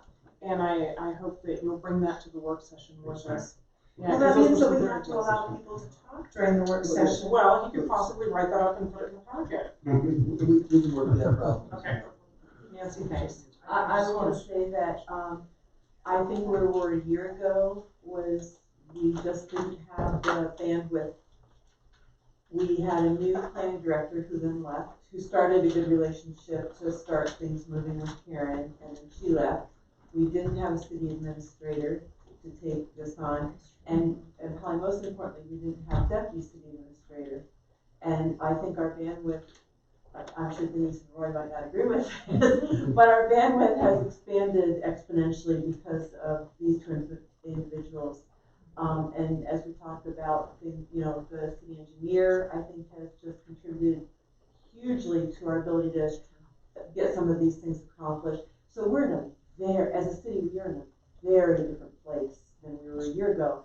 And when I see Karen and Dole working with, having a very positive relationship with Colorado Springs Parks, which we did not have before. I know you went to see the Incline Friends last night. I don't know if you broached any of this with them. Yes, I did. We were fairly direct, I think. And they were, in many ways supportive. Bill Beagle, who's the president, he said, people appreciate, this is a guy, I believe he lives up in the Monument area, and he said, incline users appreciate having a place to park, being able to get up to the incline easily and get around. And he said, I don't think, it's just him speaking, just on his own. He said, I don't think people would mind paying a nominal fee, a reasonable fee. We didn't decide what that would be. And there were a few people who were sitting around the table, probably a dozen of us, who were not overly excited with what I said. It was not, they didn't tar and feather me. And they listened and You they mean tell why? So, and Kurt was there too, Kurt Schroeder from Parks. And so we talked, and I thought the conversation was good. So I thought it was upbeat. I think we can get to a solution. I'm not sure what the solution would look like. Nobody is. But I think we can get some kind of management in place so that we're not taking a hit financially, that we're kind of controlling the number of people and protecting the environment. And I think that's key to however we're going to address this overall mobility plan. I'm sorry. Oh, may I just want, okay. this is more of a procedural thing, and it's mostly because of my inexperience. I really have very little experience attending work sessions prior to coming on council, I have to confess. But do we usually exclude the public from being able to make comments or suggestions, or is that the way it usually goes? It usually is. Occasionally there will be people who will come up to the table and we'll discuss things with them, but that's generally the case. Can we invite Alan to come to the next work session on this, to sit at the table, so we can get some of his really cool ideas presented? We can certainly invite him. I mean, I know time's up for tonight, but I think that would be helpful. That was Susan's idea, but I didn't know if the public doesn't take turns, then maybe they should just sit here in person. Yeah, and I think there is a time, at some point here in the future, we are gonna want to entertain public discussion. But, I mean, you can understand this is such a thorny and convoluted problem that if we all sit here and talk about our ideas, it's gonna take an awful long time. Oh, I agree, yeah, well, we can't just sit, listen to 10 hours of ideas. That's why we have cookies tonight. If I can suggest with that 90-minute mark. Yep. A couple of things. One, we want to commend Laura for really opening the aperture. Your task was Hiawatha Gardens, and you, as you said, you pulled everything into it, which is really eye-opening for council, and thank you for doing that. And then I would say, suggest, consider, in kind of concluding this, here are a couple of objectives, and here's a couple of things to look at. Go down to the list of 4. The objectives are to reduce the congestion downtown, reduce the flow of traffic on Buxton. That's what we're about. Yeah, both of them. An objective is to come to a pretty quick decision as to what the work plan is for May 1 implementation items. How much can we do, and what's the priority?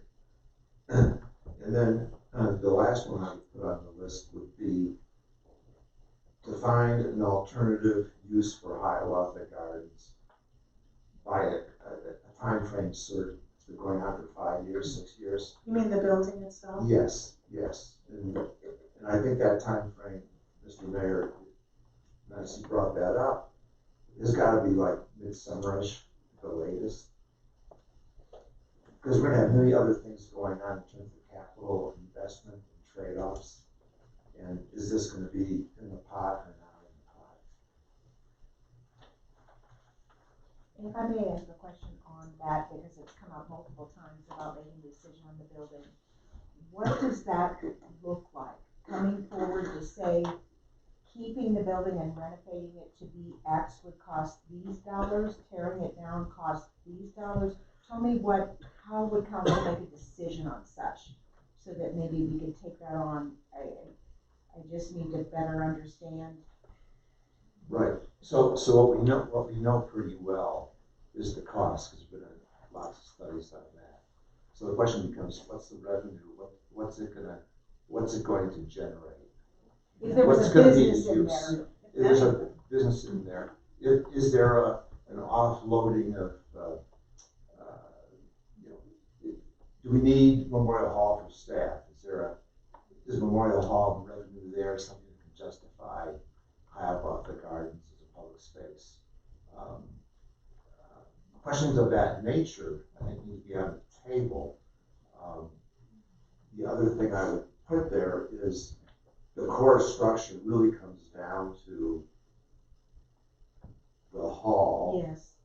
And the unique roof and the floor, which could easily be some type of summer pavilion with not a lot of infrastructure. There's no heat, no air conditioning, open air, And can that core, for example, be moved and we get it situated such that it enhances parking, flat surface, it enhances parking at the later date. There's a garage built. It doesn't strike me, it's in a particularly sweet spot. It's in a low spot of the lot, it's hanging over the creek, which means all kinds of remedial work to protect the creek. And how big is that core? And it could just be maintained as an open air pavilion and have a little bit of infrastructure that's permanent regarding bathrooms and such for human, just need throughout the year. So I think those things are not, I think we've wandered this huge path of Hiawatha Gardens, but it really comes down to what's absolutely historic, and is there a functional use that will be very low cost to maintain and very low cost to keep. So would we open up this dialogue with the community to come forward with suggestions? Because we stopped that conversation about potential uses of the building. So I see a head shaking. I just am trying to understand what would be the next step, because the community had a voice during community engagement. Council adopted a resolution. I know it was a former council.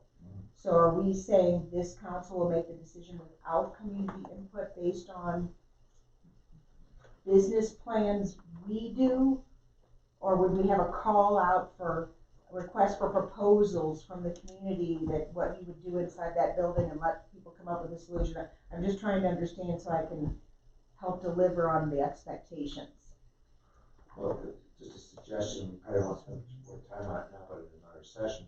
But it could be, for example, going back to eco architecture and say, okay, just give us a list of how this building can be used, and then we go your process of just put it out there in this region.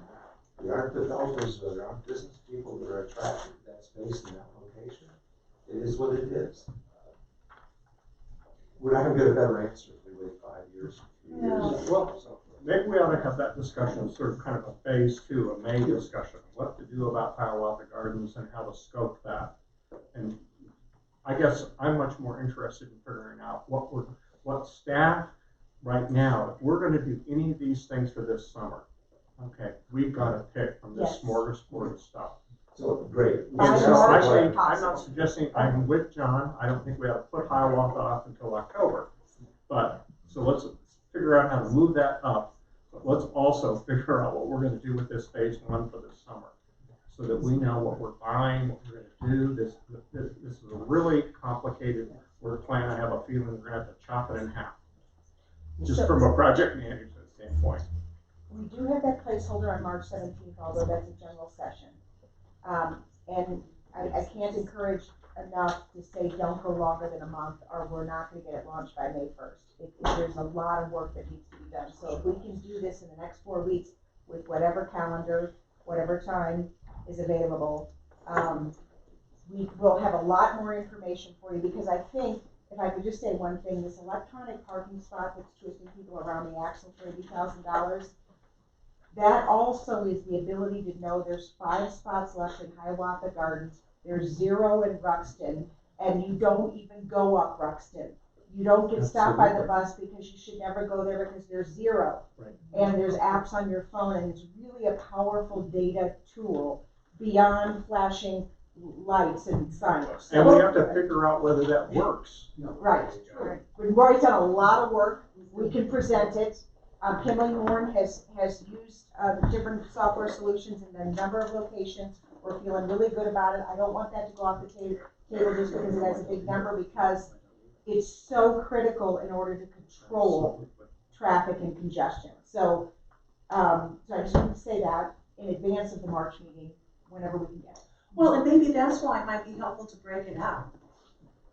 I mean, even if it's 70,000 for the signs telling you if the lot is full or not, like they have at the airport or something, versus the cost of the electronic the supporting The wayfinding. wayfinding stuff. Yeah, I mean, and there's concerns, and I agree with Judith.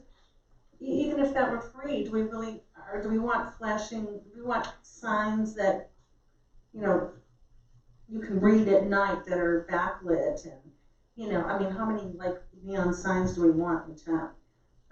So it may not just be a cost factor, but maybe to break some of that out so that people have a better idea of where you came up with the 80K. Great.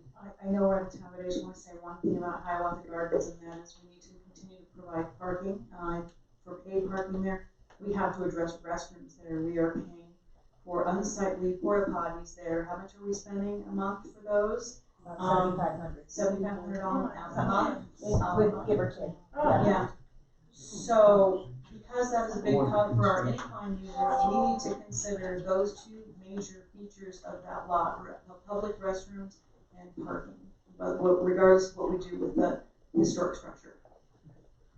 Did I hear that right? Is it really 75,000? Yes. it is. 7,500 a month? It is, yes. For 3 porta potties? No, it's not free. Oh, it's 6? One is handicap. Yes, and there's ADA accessibility. We'll get that number. I'll get that number too. It's So I'm gonna, It's significantly higher than you think, yeah. and we have some trailer cost of consideration to put trailers that are air conditioned with restrooms and so forth.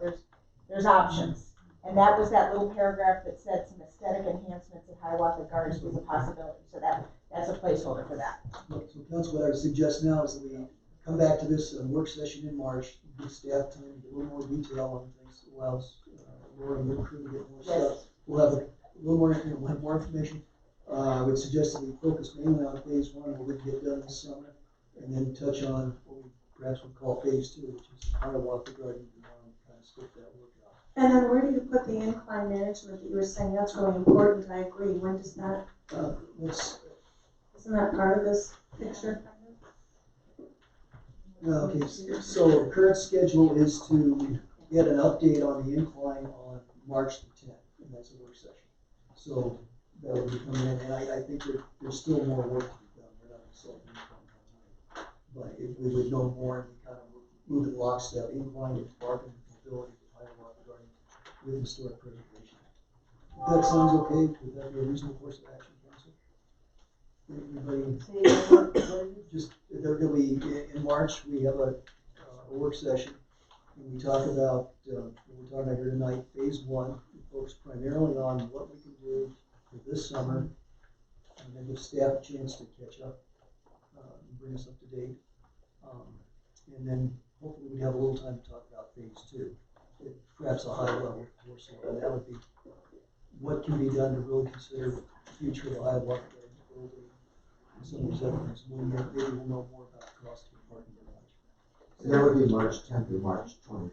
It would be one of those. And then adopt the recommendations at the next general session meeting, so we have direction. They're on the 17th, so if we could get on the agenda on March 10th, I'm kind of looking at you, Denise, to have this work session about the short-term recommendations related to mobility, and then adopt them a week later after we've agreed on them. That would be great. I don't know if that's possible. It sounds like the incline's on the 10th too, which will be a robust discussion, so. But it could be a good discussion to have at the same time, so. Yes. Well, let's give ourselves, we'll try to do that, but let's give ourselves a little wiggle room and try to make sense of this. Or if you wait till the 24th, then you can't make a council decision until early April. We're saying it should be effective next one. Right, So council. I think Laura's pushing for May 10th. March 10th, Sooner yes, rather. the sooner the better. Okay, well, Do our best. let's try and make it happen on March the 10th then. Okay. That said, I think it's time for a break.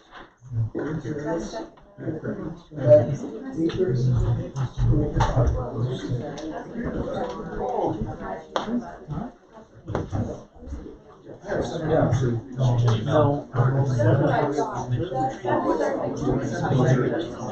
cookies up here.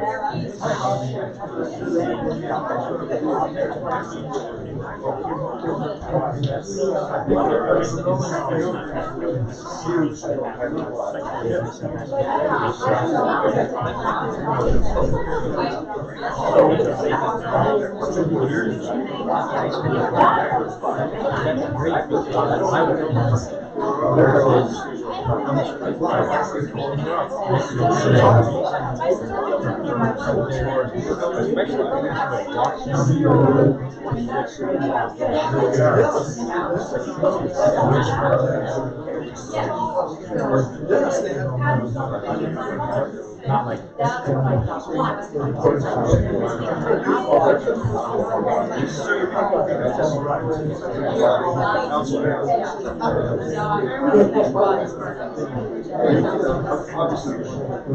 Like I said, what would I do? I agree. I completely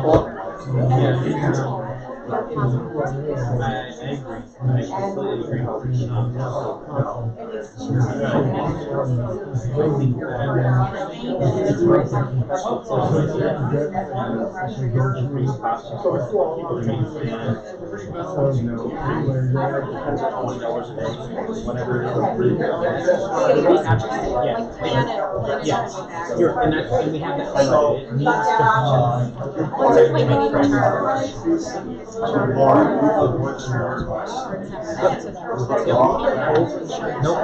no, yeah, I would say if it was on street, those places are probably like $1 an hour, right? Because once you get past.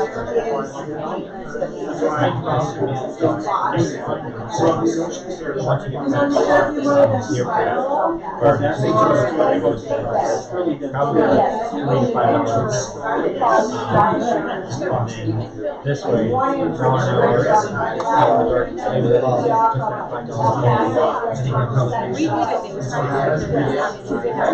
okay, that's because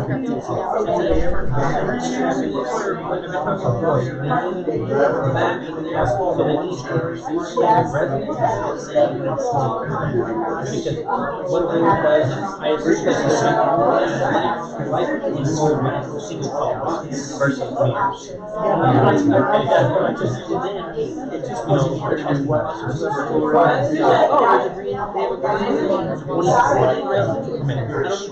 They're not going to move on. So that's the easiest way to quell. You're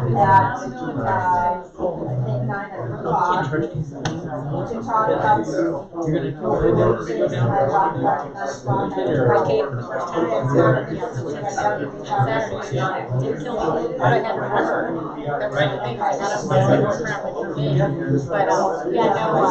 that's the only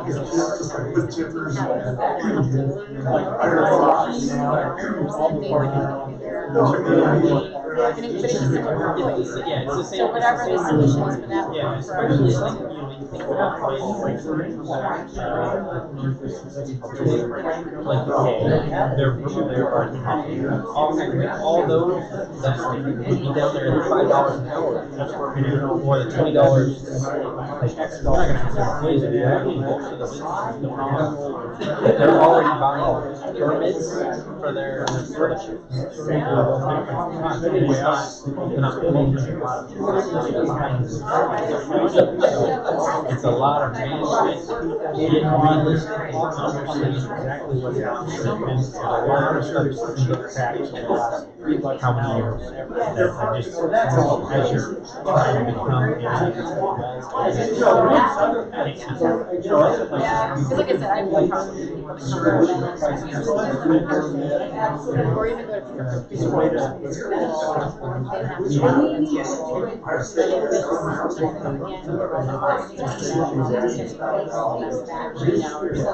yeah, that could, it'd be a serious, you know, themselves a business. To make the cost incurrence on a business to just say, well, you're gonna go from $0 to $5 a day, you know, whatever. And you're still gonna college drive around. Speaker of Sunday.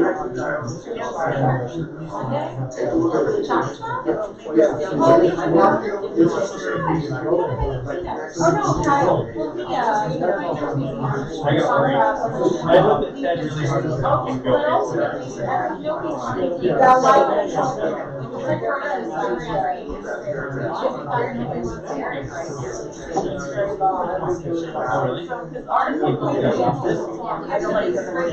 Yeah, we talked about that. So, she said that, I mean, we'll see. And then you'll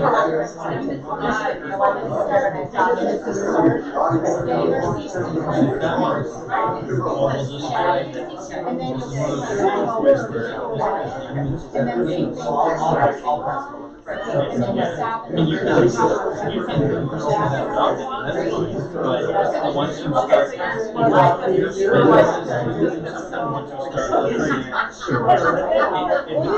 it's more powerful. There's people that have master plans that they don't adopt, it's just there. Absolutely. I'll talk to you soon. Okay, and you're here for the next meeting too? Okay. Are you here on Thursday for 9 a.m.? Nine. Yeah. I would say, okay, sounds good. But I'm gonna talk to him about it.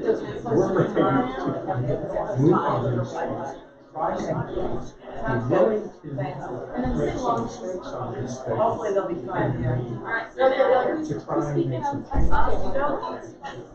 still on Friday. I know, that's way for us. Yes, so Laura. Yes.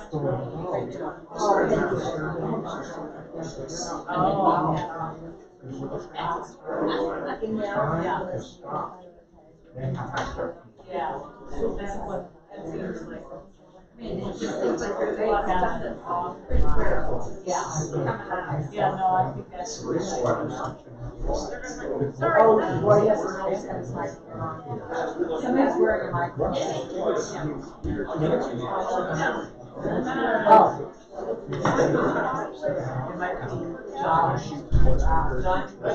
Just don't want to say much, but the microphone's on. Okay. Alright, thank you. It's hard. I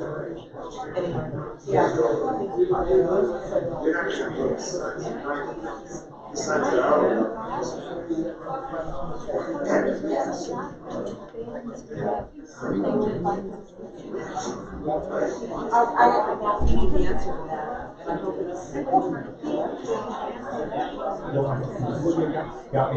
I mean, that's.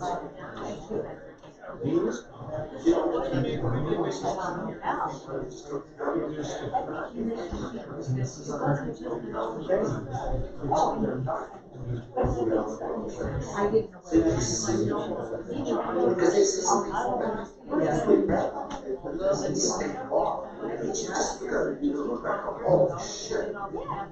I mean, you know, nobody.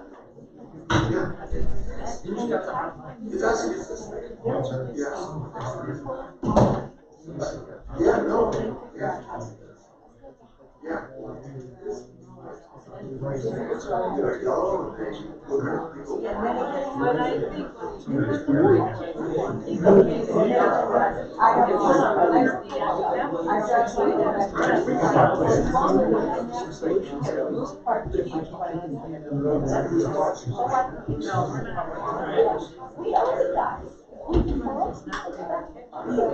The building's.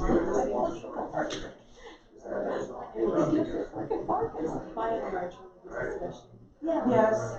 Yeah. No, that was building, that was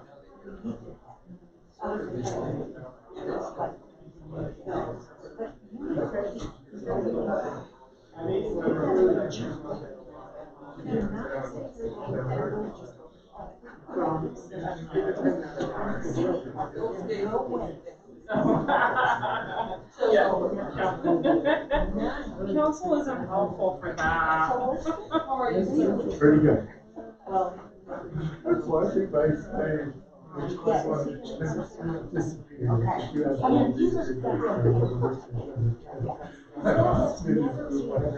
I didn't even remember it last week. Until Joel said it. I was like, what month? She said she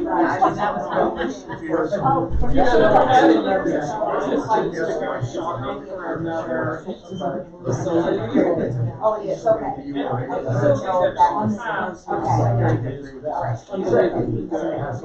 And also, our metro area, it's closed, right brother, in this way. Because when she says goes, to some degree, the social worker has to measure what she thinks she wants, and what we're saying is probably happen. Oh, no, thank you. I know, I would have eaten it all through there. Okay, then I'll take it, thank you. Happy Valentine's, thank you very much. It was not intentional, it just kept happening.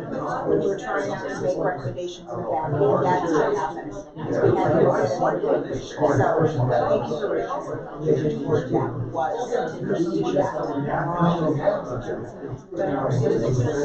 Right.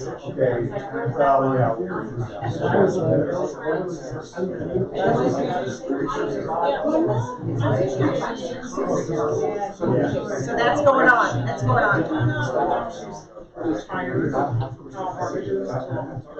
Good luck with the discussion, Natalie. Oh, thank you. Jen, thanks for being here. Thank you. Thank you. It was a lot of information. I know.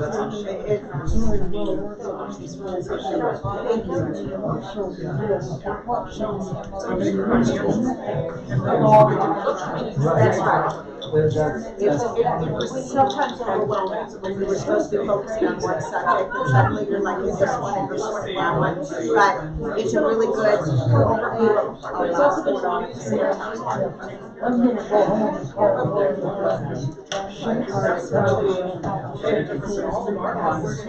Good luck with that. Good luck with that. Have a good night. Thank you, Laura. Thank you very much.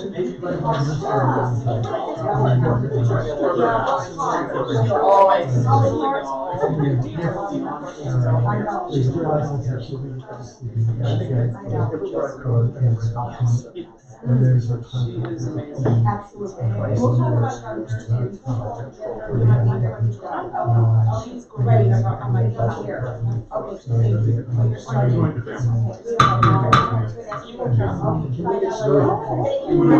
Thank you. We'll see you Thursday.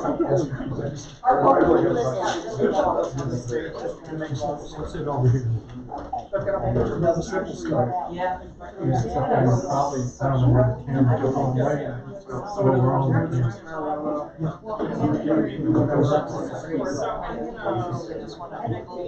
Maybe you'll put us in on some at this point. Similar to what other municipalities, I love saying what they think is gonna happen. And then I'll show you their. Should I sit over in this side? So this is only county.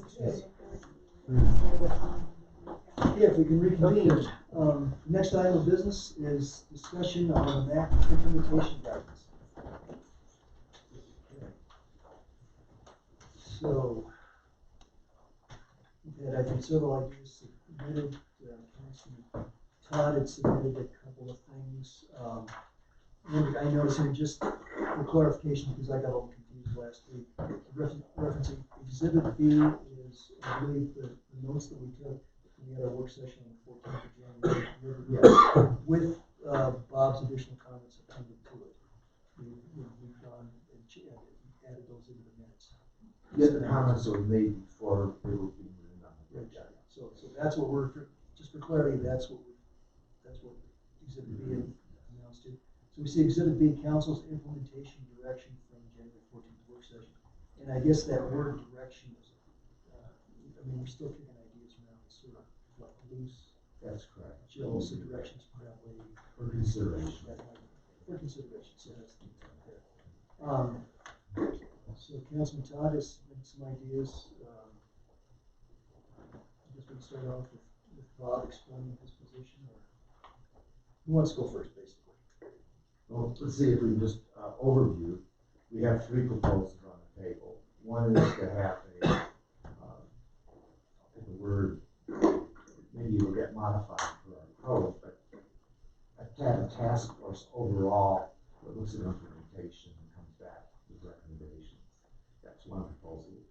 Nancy championed that last week. I'd like to take all the credit, but it wasn't, I wrote it up. Okay, that's all I did was discuss it and write it up. So. Don't try and look out of it there. Yeah. But anyway, the plan. You're entitled to write up more things. The next alternative is one of forming advisory groups, either 2 or 3. And the third proposal is to engage the MAC implementation team as the body to come up with criteria and guidelines for how we disperse funding. And that was presented by Matt Kavanaugh at our last meeting, followed by an email. So that's what's in the packet, those 3 items. And I'd be glad to start with the advisory approach that kind of organically came out of our January 14th meeting. Came up like a first there. And it's, I have one sheet of paper to describe that. If you'd like to start. One quick question, I think advisory boards, that's the direction you were thinking. Yes. Where's that? After our discussion last week, I thought Susan's ideas were good. I think an advisory board in accordance with our ordinance would be appropriate, and my reasons for that are,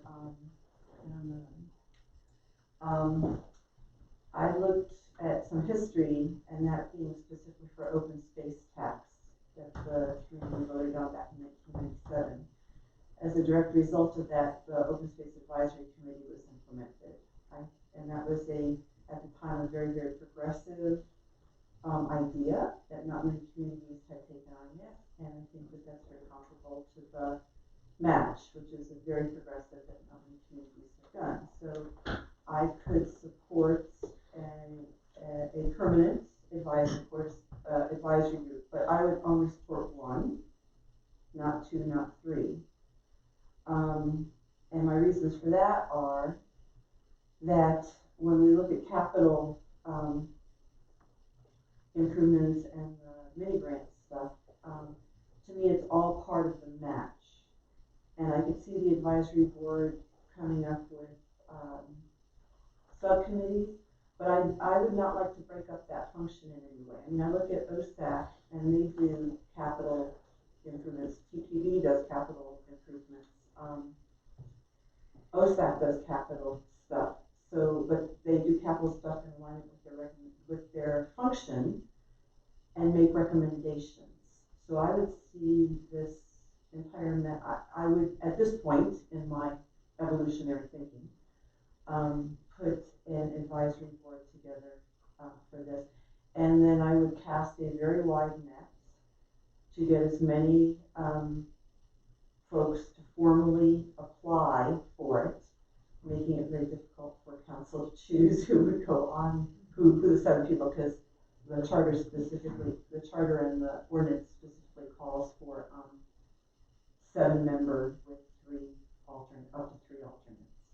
So that and I'm sorry, I jumped in, I probably shouldn't have, but that's kind of my evolution and my thinking about this thing. I could evolve some more. Yeah, it just, in hearing your notes and seeing Bob's documentation, it seems like maybe you two are a lot closer than I thought. So, Judith. So I support what Mayor Pro Tem Fortune has suggested. I would support 1 short-term advisory committee. However, I would be okay with a maximum of 2, 1 for the grants and one for all the other stuff. I'm gonna say out loud that I do oppose solely using existing match committee members as the advisory committee. I agree with Mayor Pro Tem Fortune that we need to cast a wide net. We have a lot of talent here, and I think we need a diverse group that represents all of Manitou, both individuals that voted for the initiative and voted against it. Not that that would be part of the criteria, but I don't want to big a wide net. And yeah, it would be difficult, but also excitingly challenging to pick that advisory group. And so that's my input.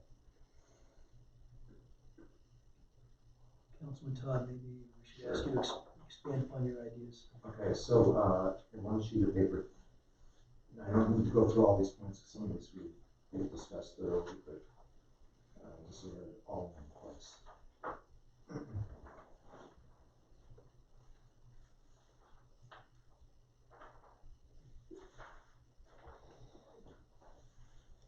So, Bob, May I ask you something, Bob? there's My thing isn't even on. Okay, I just wanted to ask a question. When I read the paper every week, it always shows that we have all these openings already on boards. Most of them are for alternates, but some of them are even just for regular position on boards and advisory boards. What would you think, even though you're suggesting more than one advisory board, would you be open to the idea just for the first year of having one advisory board to break out into capital improvements versus the other tasks? Because I agree with you, those are such different projects to evaluate, so that we don't run into a problem where if we're trying to get 14 people, 7 people on each board, we're trying to recruit 14 people plus alternates, we could run into a problem with not enough volunteers perhaps. So I didn't know if you'd be open to starting with one board, at least for the first year, see if we can fully staff it with alternates and everything, have them break down into the subgroups, and then reevaluate for the following year whether it would be better to start off with 2 separate groups. Would you be open to that, or are there reasons why maybe I should consider that not such a great idea? Can you help me think that through? That's what the sheet's about, so let me go through the sheet. 1 versus 2? Do you have any extra sheets, Bob, to pass out to the audience? Sure.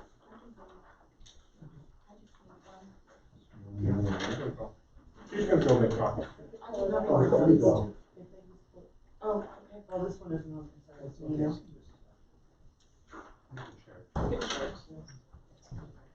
Anybody else got one? You see another one? But I've got it on email, so I'd like to read one, but I'll pass it behind. So what I'd like to do is,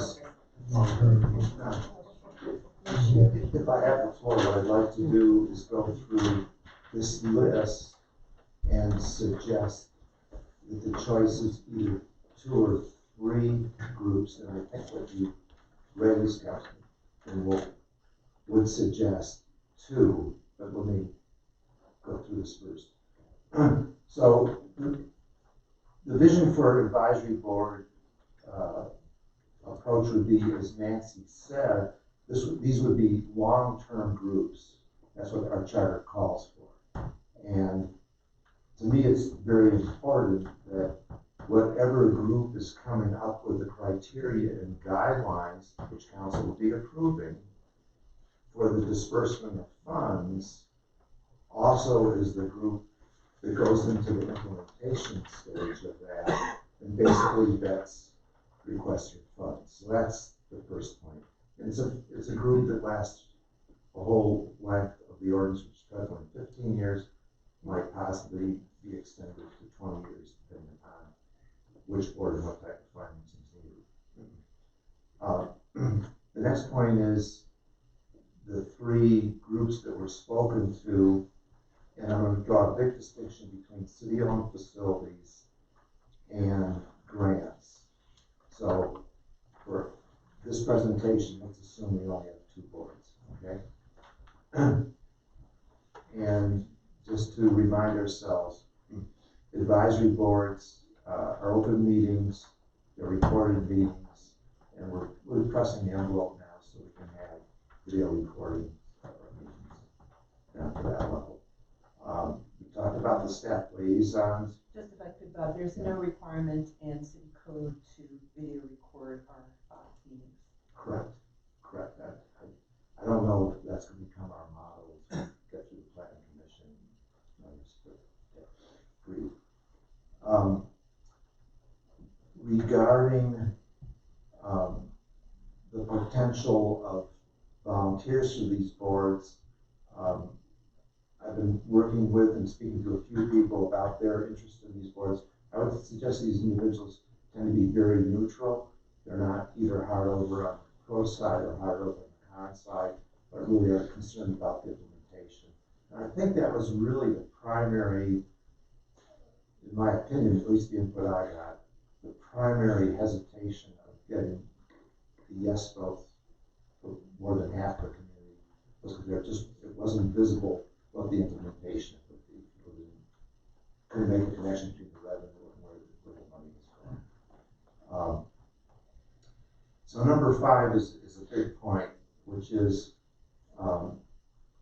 Denise is working very aggressively, as she did in the fall plan, regarding the city having a long-term capital plan for infrastructure. I'm really emphasizing infrastructure. A comprehensive. We have a comprehensive needs assessment that needs to be updated for a few things. The numbers change, but it's a big number, and we cannot either financially dip that heavily into borrowing and bonds to execute it, nor frankly could we sustain our community with all those projects going at once. We would be back to too much traffic being blocked, too much construction, etc. We would be the city being remade. So that particular effort, Denise is working on having the staff components in place. I think the administrator's report will hear that some of the strengthening of our ability to look at things financially is going to be augmented soon.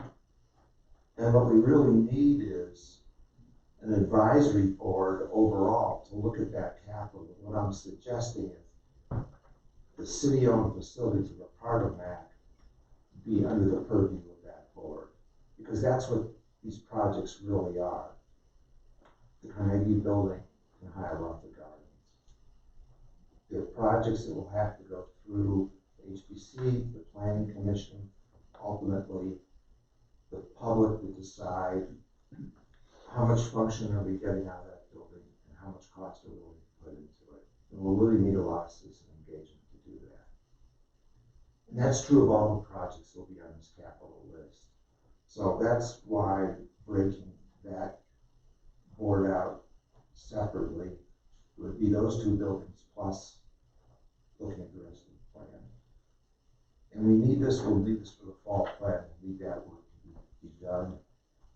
The good news about MAC from a schedule standpoint is we're collecting the taxes come July 1, but we're not scheduled to disperse them until we get into 2021, which will dovetail with the whole plan, the fall plan and budget. This fall plan's budget, we never looked at capital other than the needs assessment. We didn't try to integrate it into our cash flow and sources of funds. So number 5 is a big one. I think we've covered 6 implicitly because there's tentative agreement to do advisory boards.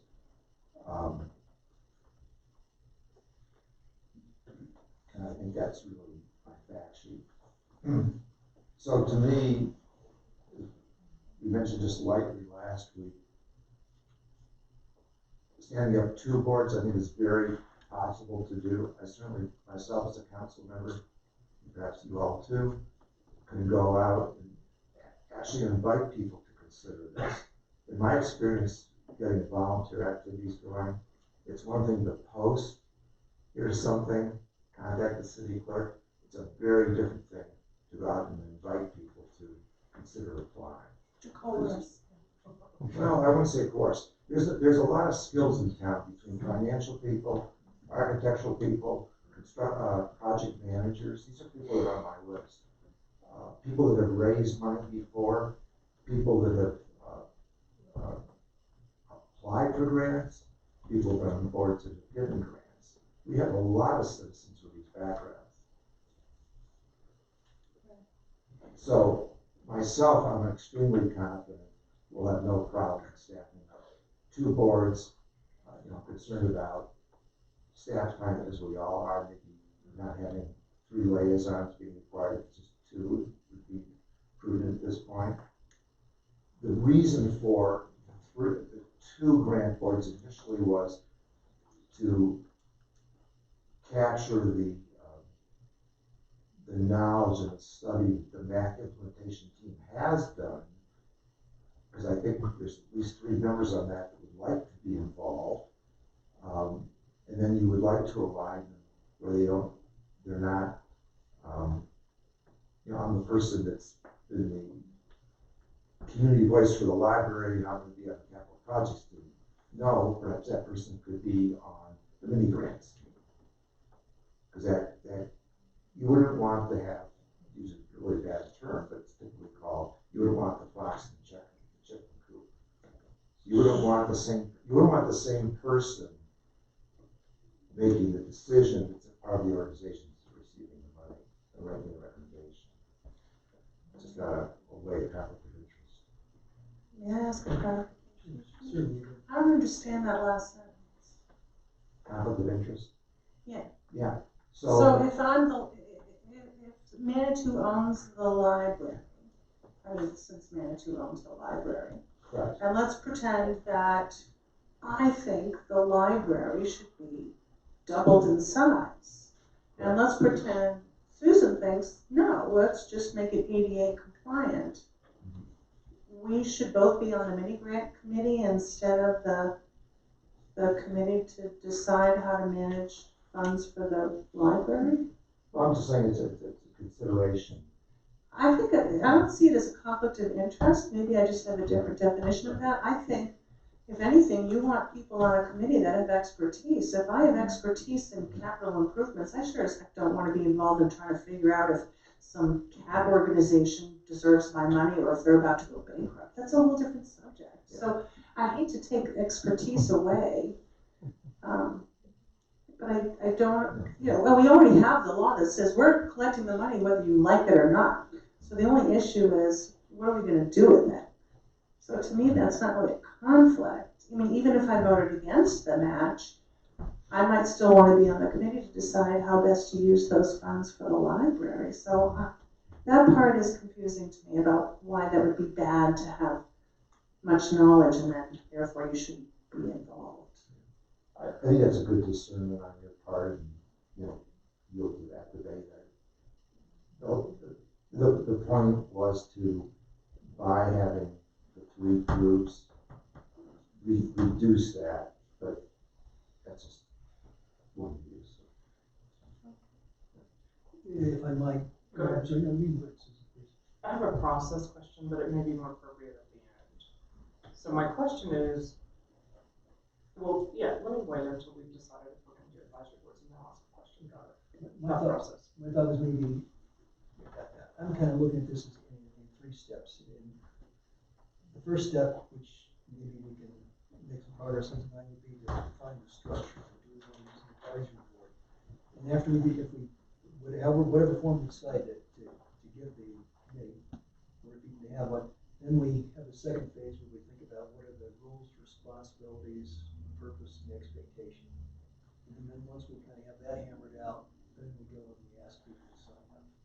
And I think until we kind of explain how we think it's going to work and what the responsibilities are, it's a little pointless to ask people to sign up and volunteer. But I think we've already got a pretty good number of people who've shown interest. See, John, to your point, we know what the structure of the advisory board would be. That's right in our code. That's in our packet. in terms of the responsibilities, I'm wondering if we have to go any further than say it comes in 2 phases. What's the guidelines and criteria for reviewing things? You kind of develop that methodology and process, and perhaps coming up with some bottoms-up estimates of what kinds of money needs exist. And we don't have to go into much more detail because we have that list from January 14th. The list from January 14th says, should there be matching grants or not? It says, should we have some standard forms that are used in Colorado for grants? There's a whole list of items there to titrate through, but we wouldn't say to the groups, you're limited to this list.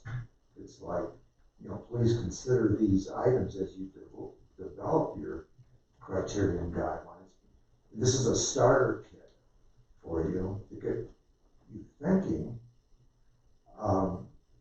See what they're doing up in Denver. There'll be a whole body of knowledge there. So I don't know if we have to break it into those 2 deliberate pieces. I'm just raising that because there's not an urgency to get these going other than the community conversation getting stale because we're not moving forward. Because there's enthusiasm out there right now to get these committees going. Right. Yeah.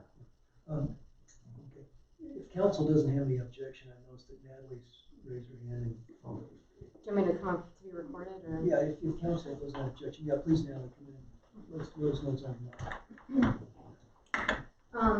So I think the first was that the SCFD up in Denver did say once this passed, they would be interested in coming down and talking to us about how they handle distribution. So both the director and the deputy director have expressed interest in helping give us some recommendations. They do it completely differently from the way they started, and they wished that they knew what they know now on how they distribute. And so I think that would be a lost opportunity if we don't at least take them up on that. I think the other part is that I don't think we have to worry about people wanting to be on this, whatever it is, because people want to be a part of things that have funding and get to do things. So I don't think that's going to be an issue. We have a ton of advisory boards that don't have any money and don't get to do anything, and I think that's where you have trouble finding folks that want to be on there.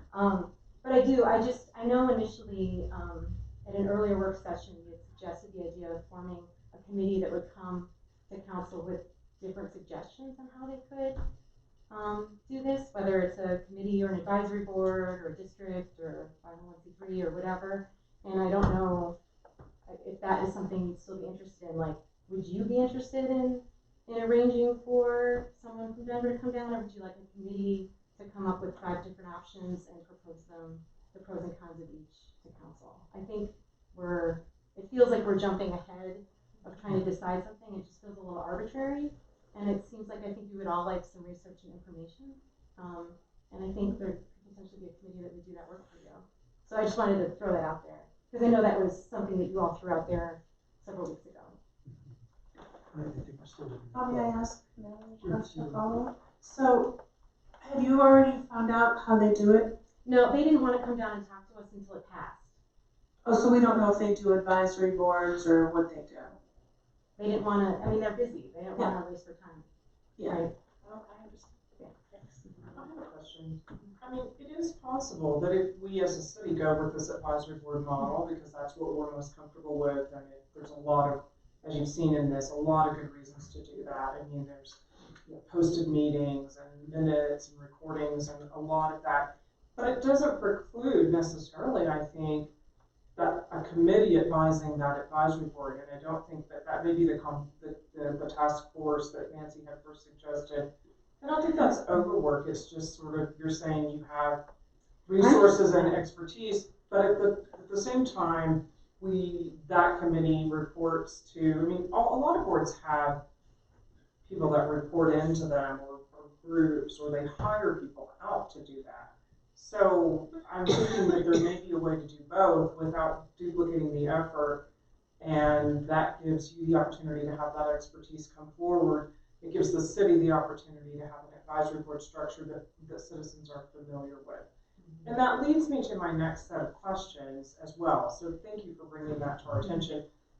So normally, my experience in 2 years of council has been somebody signs up to be on an advisory board, and very rarely do we not vote them in. I mean, on a couple of occasions, some people signed up with we couldn't see what their experience had been to be applicable to that group. And then we asked them, have you ever attended a meeting? And they said no. So we didn't even say no then. We just said, why don't you attend a meeting and come back and talk to us and let us know if you still want to be on the board. That's been my experience in 2 years on council of how that goes. In this case, I think people who are applying need to understand what the process is. I personally think we're going to have more people apply than we have slots.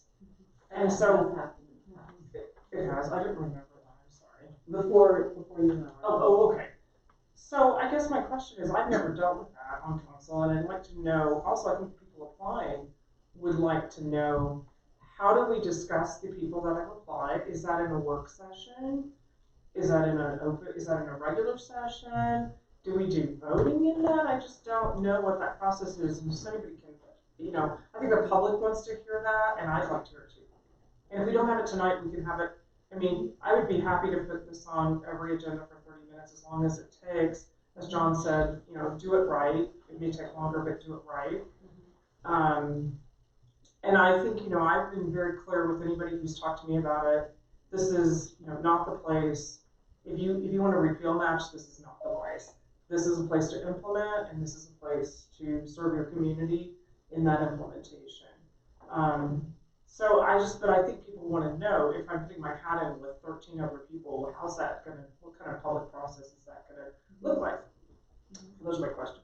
Well, I think the way I've been on council where we've had these problems before, and usually what the clerk does is they just have a list of all 13 applicants. Each council member gets to make 7 marks if there's 7 members on the council, you know what I mean? And then, after that, is kind of collated, we see whether there's sort of kind of any overlap, or maybe you do 9, and you come up with the, so in other words, I think there's reasonable ways to kind of come up with it. And I think each person ought to probably provide kind of a letter. What's their background? Okay. Be willing to come to the podium and, tell about themselves and their motivations. And then I don't think we ought to get too terribly complicated in the selection process. Go forward and come up with, 7 names and, some alternates. And to avoid having like 1,000 people stand up here, we could look at their paper applications, and we may decide to interview 3/4 of them, but not necessarily every single one. Yeah, I think that would be a really nice problem to have. Yeah. If we were just suddenly really overwhelmed. I was worried about the opposite. May I ask Susan a question to follow up on what she said? So, when you said about the process, would you foresee anything more involved than the person just submitting a resume? Like when I applied for the planning commission, I just was told to write some little letter about what the heck do you have to contribute? What do you know, or what is your profession, or what is your education, or what is your life experience that you can add to this conversation more than the guy next door? Were you looking for some? Is that like sufficient? Yeah. I mean, several people who have applied have already sent in that letter and their resume or whatever, and I would think that would be adequate. I guess a question that I have, having never done it before, is how, if we're gonna winnow this list down, if we have so many applicants, how do we do that? I just, like, maybe the clerk needs to advise me on how we do that, but do we vote, I mean, would we have an open session where we looked at all the resumes and then we, so we can come back to that. I don't want to get into the weeds about it, but I think I need some understanding, and I think as a council we need to be prepared to do that and not just wing it. I agree. Okay. I just don't want to wing it. And that's pretty fair to say. Well, I just wanted to kind of circle back to something that the mayor said, and that is we definitely need to deal with all these process issues, but I think first, what is the format of the committee or committees? is it gonna be a task force, and invite to decide on that, and then how many committees, 1, 2, 3, and then go from there as far as criteria for encouraging people, getting the word out, encouraging people to apply, and then going through this process that perhaps we can get more input on, because I would like some more guidance on that as well. If I can just comment on that. Tonight, I'm leaning towards establishing an advisory board and letting them, to some degree, decide their own committees. So, because that's why we're making them advisory boards. So we're looking for them to do that work for us. So if we only had one advisory board, then their first order of business would to some extent be to decide internally how they're going to organize. And I know on the Transportation and Parking Board, we have a couple of liaisons that aren't voting members, as an example, but they're included on all meetings, and they often attend all meetings and they give input. But they're mostly the business community, since so many business owners don't live here.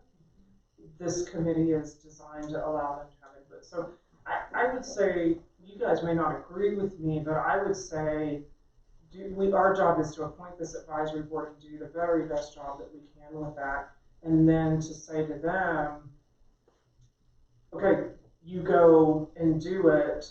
And if you're going to use the committee that Natalie referenced, that's going to be a subcommittee that's going to pour information in to that board. And if you're going to separate out capital versus nonprofits, I would just say it's a big ask. It's a big responsibility. So this isn't just to show up and wing it. But I think council has a lot on their plate, and city administration has a lot on their plate. So you could change my mind by next week. But right now I'm saying we put the work in to put this advisory board together, and then we give them some basic things, but they come to us and say, this is how we've subdivided committees. This is our action plan, and I would wholeheartedly support that, and I would also add that when you get too many advisory committees, that really starts to weigh the process down, and I don't think that's what the community wants. So I would wholeheartedly support one advisory board, at least for the first year. We can always rethink it with 7 members. We started with a 7-member advisory board. They may come back and say, this initiative is so huge, we need to pull in our alternates and maybe have some more people. But to get us started, I think that's great. I support that. And if we can decide on that this evening, and we can move forward, and the community knows we are now moving toward staffing that board, I think that there'd be some confidence in the community. And I just want to clarify, I'm not opposed to people on the match committee being on the board. I just wanted to reiterate that I was not feeling comfortable with the match committee being the sole committee. So I just wanted to clarify that if there's a misunderstanding. And if I can just add, I think there's value to all these ideas that have been brought up, and that the reason that we're sort of suggesting some of these breakouts is because we have concerns. But I'm sure that those concerns can be related to the advisory board, and they know that council's got some ideas about how capital and city-owned properties are different than the big 3 versus the smaller ones. And I think that's all valid input, and it needs to move forward. But I think one advisory board who takes on the really tough challenges. And the other thing about alternates that's important is that if a voting member is missing and an alternate shows up, sometimes that can make your quorum. And I've been through plenty of advisory board meetings where that was really essential. And the other thing to really think about is putting this at a time where people can participate and have a work day too. So if we put this meeting at 10 a.m. on a Wednesday, it's really going to limit who can be on this board. And I don't like that when these meetings are in the middle of a work day, because it really limits, in my opinion, this is my opinion only, really limits who can participate. And many, many people cannot leave their job once a month or twice a month to do that. So that's just something to really think about as we go forward. I have one more question, and that would be, would we then want one staff liaison or more than one to this committee, given that there's so much to work on? What we've talked for the staff liaison for this committee would probably be finance more than anybody else. So it would probably be Becca and Nicole. And if I could, just having attended every single advisory board and commission meeting that there is, on occasion, others have been invited in, and one liaison, but other staff has been willing to assist as needed. Yes. Well, it sounds like we're kind of ready. Okay, Bob. Yeah. Going this route sounds fine. I think separately, another discussion, and we defer to Denise on this timing. We really do need to get a citizen advisory board going in this capital area. And what could happen, what I envision would happen would be that board has a huge task to take on, and they'll have specialization, and it could be that the advisory board of 7 people say, yeah, these 2 projects are going to be steered more by what's happening with the city's infrastructure investment plan than it has to do with all the other things we're considering here. And they might just say, okay, both boards have been going for a period of time. We need to have one home for these projects. And that's fine. That would be fine, but I don't want us to lose the importance of this infrastructure and investment or capital infrastructure, whatever you want to call it. It's those 2 things. It's capital and it's infrastructure. We need to be ahead of this one. Because ultimately, the general fund cannot support these activities. Well, didn't we also, I think, maybe it was just a work session, but I thought there was consensus that we really need to focus the funds for the library initially on bringing us in compliance with federal law. Great.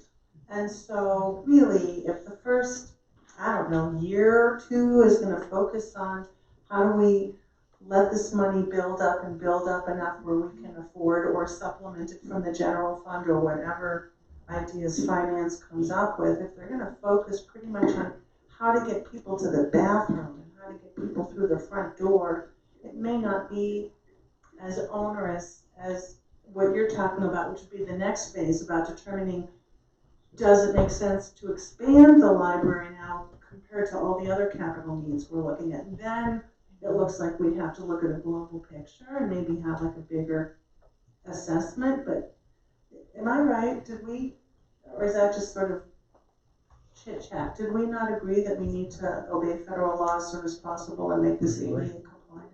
I agree with you. Yeah.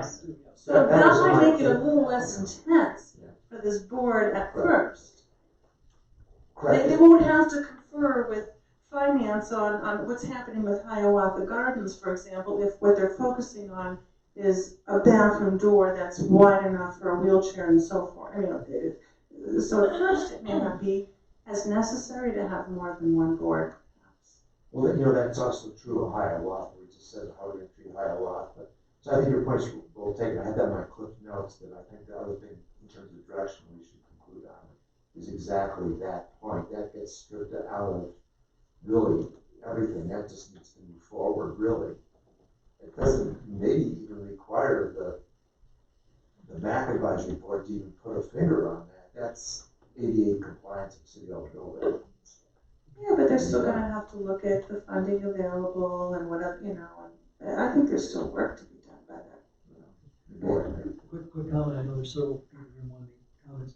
We've gone about 10, almost 15 minutes beyond what we budgeted for this. So if we could kind of make some concluding remarks and then come to some sort of a decision or decide to postpone the decision, I'd appreciate that. So We can't make decisions. well, I'm sorry, I was using. We can give direction. Well, yeah, okay, that's what. Yeah, okay, that's. Talk about that's our all. ideas. Talk- yeah, we're- Can I suggest three points of direction? Yeah. 3 points of direction would be to, continue on the path of one advisory committee per the discussion that we already. Defer to the city administrator on pulling the trigger on putting together capital infrastructure advisory group. And then thirdly, ADA compliance of the library. You know, give staff direction to come back with a proposal on that. But isn't your suggestion about the city administrator has to come up with an advisory group for the cap? That's not before us tonight, that's not really what we're supposed to be deciding, so I don't disagree with that proposal, but I don't think we should be discussing that right now. Well, Because we that's a talked- tangential issue. Well, it's not tangential because it's been part of our discussion since January 14th. Well, it has nothing to do with the match money. Well, it has since January 14th. The council packet has it. So what we're saying is we defer that one out. I think, Bob, that you've made Give that direction decision, on but the rest of council didn't. You brought it up as an idea, Yeah. but it was never agreed to by council, and I would agree with Julie, I think it's not, like Julie, I don't necessarily have a problem with it, I just don't think it's the topic of the discussion tonight. And plus, the city administrator is kind of busy. Yeah, don't say defer. But couldn't we just defer that to, I saw how busy their work sessions are, but I think the whole idea is that there's a lot of citizens in this town who just really want to see that capital improvement advisory board come together. And this may not be the time to talk about it, because we haven't discussed it as a council. But I think putting it on a work session is pretty critical, and also I think that whatever divide has been created over this can possibly be mended with first this match advisory board, and then maybe later, if we all agree on it, and Denise finds the time in the work plan to do it, that we put together this capital advisory group that really takes a hard look. And obviously the two of them have to overlap because there's 2 city-owned properties in match that are gonna need capital money. So I think that if we were to be able to say that's our intention, but we're not gonna make a decision on it tonight, but we intend to discuss that second part, I think there's a lot of people who would feel really good about how we're coming out of this close vote. And they would say, okay, well, let's give that a chance. Let's see how that's gonna work. And I feel like we're not just looking at one thing, the match, we're going to get to the big picture, and I see your path. And I agree, we can put it on another work session. I think as a council, we do all need to discuss it. But I think Bob has really tried to create the vision of where we go. And we just shouldn't jump too fast. No, and I'm supportive of the vision, I just think we gotta kind of focus on our agenda. Okay, any more concluding remarks? And what about the ADA piece, concluding this meeting, giving direction on that? So we've done our own work session too. Um, I don't know how to do it. if I could,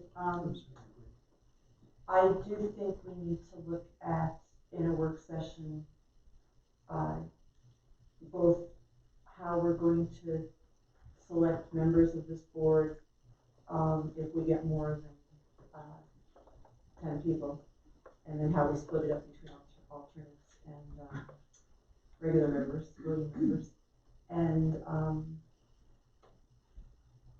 lost my train of thought. ADA compliant, yeah, I would like to, I was gonna suggest, I really appreciate, I have this and I've read it a million times, the ordinance on boards and commissions. I think for those who haven't read it as many times as I have, there's a whole other section with outlines the roles and responsibilities of all of the boards and commissions and committees. And there aren't that many, there's only 4 or 5, 6 total. Because I do think we need to, if we're gonna formalize this and appoint it, it needs to be added to the ordinance. And the second section of this outlines the roles and responsibilities for each board and commission. I do think we need to spend some time on that. And one of the things, that may be one of the things that goes in there. Yeah, and I would agree that I think a subsequent step here is to come up with the rules and really the expectations, so that there's an understanding how that board's gonna operate. And then if we set that up right, then I think my expectation would be that the board would have significant autonomy in an advisory capacity. So, okay, Judy? Well, most of the comments I was gonna make, Mayor Pro Tem Fortune already made, thank you for that. I just wanted to I'm really encouraged with this group moving forward. What I hear we're talking about is one advisory group, accepting applications for 7 members, 3 alternates, something along those lines, for which we are gonna set up a work session to look at the criteria for that. And I just wanna remind everyone that we do have a little bit of time. I mean, we aren't gonna start collecting this tax till July 1st, and we're not gonna really have anything in the coffers to do anything about it until 2021. So I just really appreciate the process, and we don't have to, we can take our time a little bit about it. I know that the community wants us to move forward, but you know, so we've got a little bit of time. So, thank you. So it sounds to me like we're gravitating towards having one advisory board consistent with the city's normal policies that we set up. We have to discuss rules and expectations at a subsequent work session, and then as part of that, we're going to vet the members, and of course then we want to let people know what they're really getting into, and then we would vet the resumes and interview people, and I think those would be the steps that I see coming up. Does that seem to be what the rest of you are looking at? Nancy made a good point that we would be putting a section in the code at the same time, and that would be very instructive to applicants to see that the code, draft of the code. Well, I would suggest that at a future work session, probably sooner rather than later, that we go on and figure out what our expectations and the rules would be for the advisory board. If that seems reasonable. Okay. Any further comments on this matter? Okay. So next item of business, council correspondence. So, Nothing to report. Okay. Yes, there were some new bills came out for GFL. There were some more comments about that. I forwarded those to Denise, just so that you can be aware of them. Most of those came through like next door and things like that.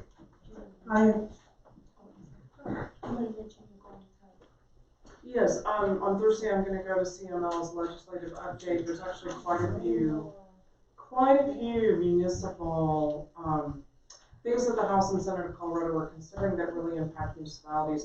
And I won't go into it now, but next week or the week after I'll report back. I'll write you an email too. So it's pretty exciting. We haven't been doing that, and last year there weren't as many issues as there are. And we're also, I'm going up with a Palmer Lake council person. I think sometimes we don't look at Palmer Lake as being kind of similar to us, but they really are in many ways. We always look at Monument and Falcon and all these places. And I think it'd be good to have some synergy, and also for us to really be there and understand what these bills mean. And many of them, by the way, CML is opposed to. So we'll just have to see how that goes. Thank you. I'm so jealous you get to go to that. That's awesome. I saw it, but I can't.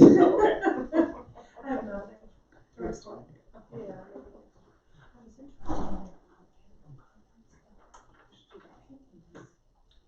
So, I've got 2 things. So last night I met with the Friends of the Manitou Incline.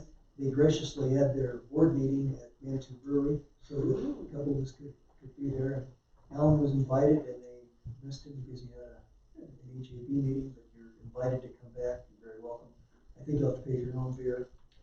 But anyway, it was good. They seem to be a pretty rational group of people. Some have been involved for 9, 10 years, pretty much the life of the organization.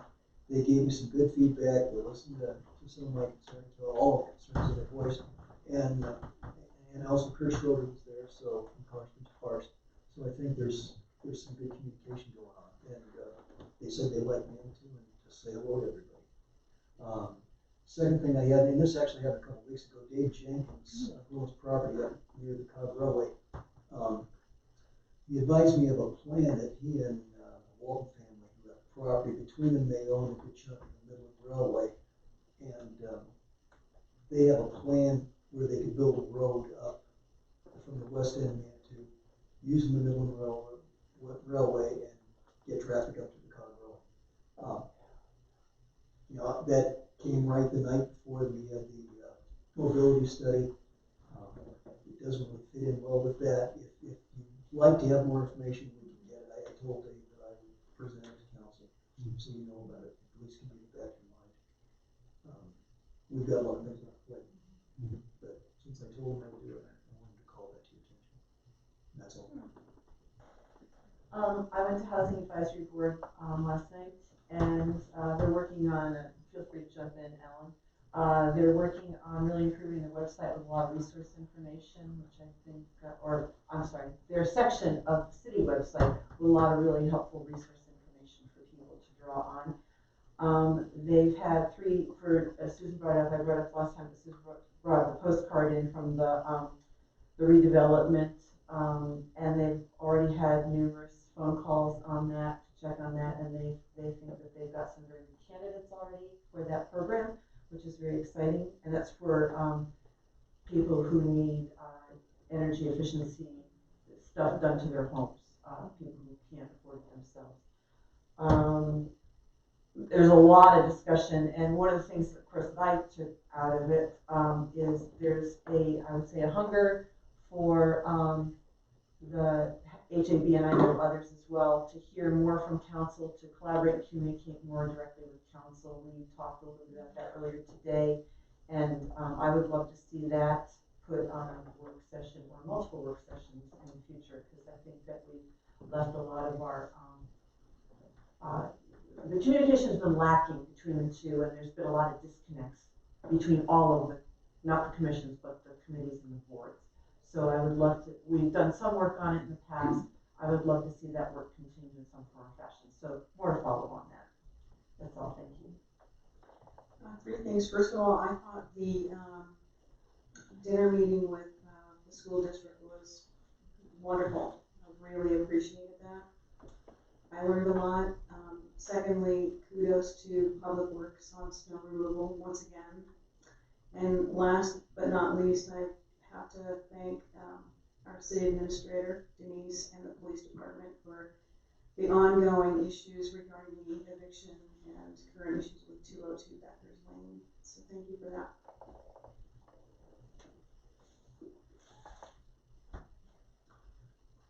Just a comment, I've taken the liberty of taking the public email that we put out to city employees and to council and sharing it with residents little by little. It's knocking their socks off. So thank you for doing that. And I think it's really good that when you get this out there to influencers in the city and so forth, it will reflect back on the staff very positively. Which one are you talking about? Was that the one about wellness and? No, Denise puts out the weekly. Oh, the weekly one. Weekly email. Yeah, oh, it's so The public one. It's a powerful document. Okay, let's move on to the next item, the city administrator's report. So we have a new planning director, Christine Lowenberg, will start on Tuesday.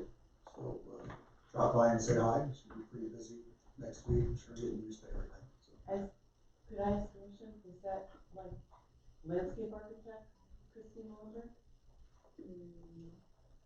I don't know. She used to work for the Greenway Fund? Yes, she did used to work for the Greenway Fund.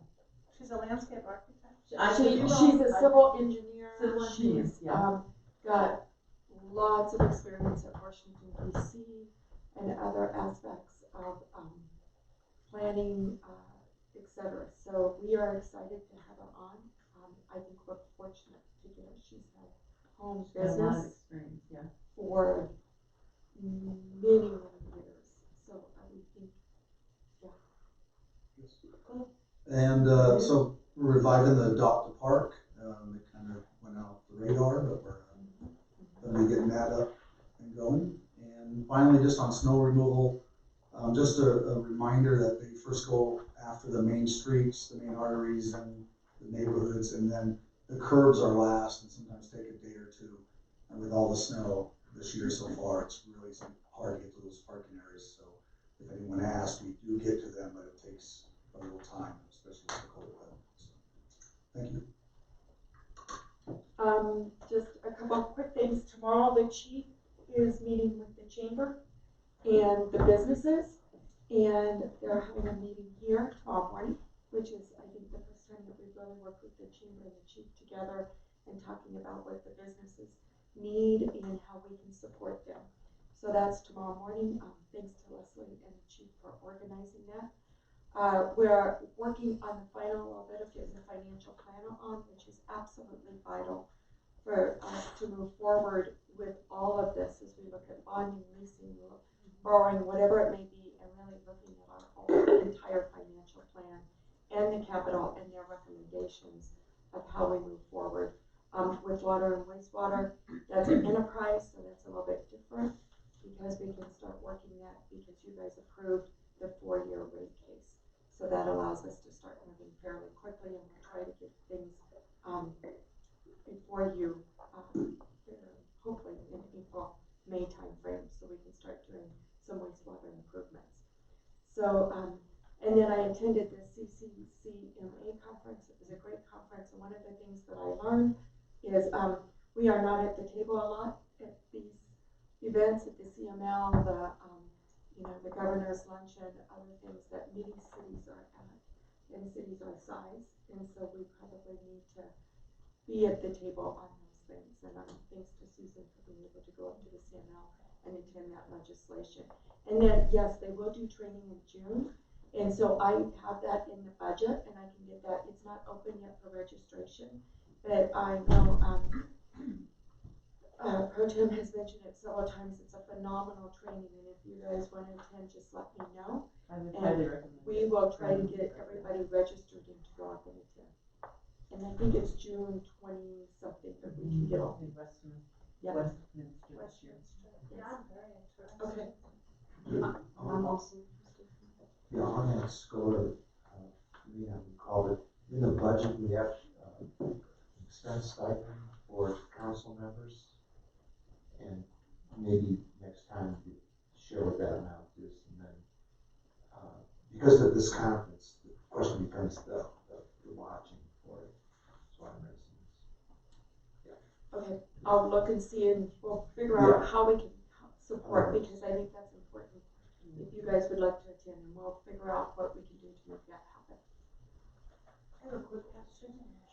Will we be looking for a new city arborist, or will we be filling that position via other ways? So I'll let Ryan, that's his area, so. Yes, we will be, and we do have a new cemetery caretaker who just started today.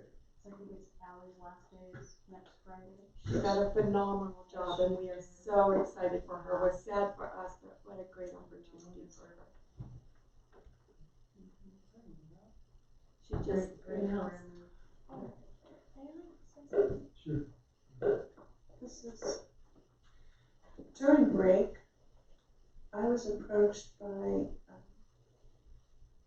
Lynn Ettinger Hardwell,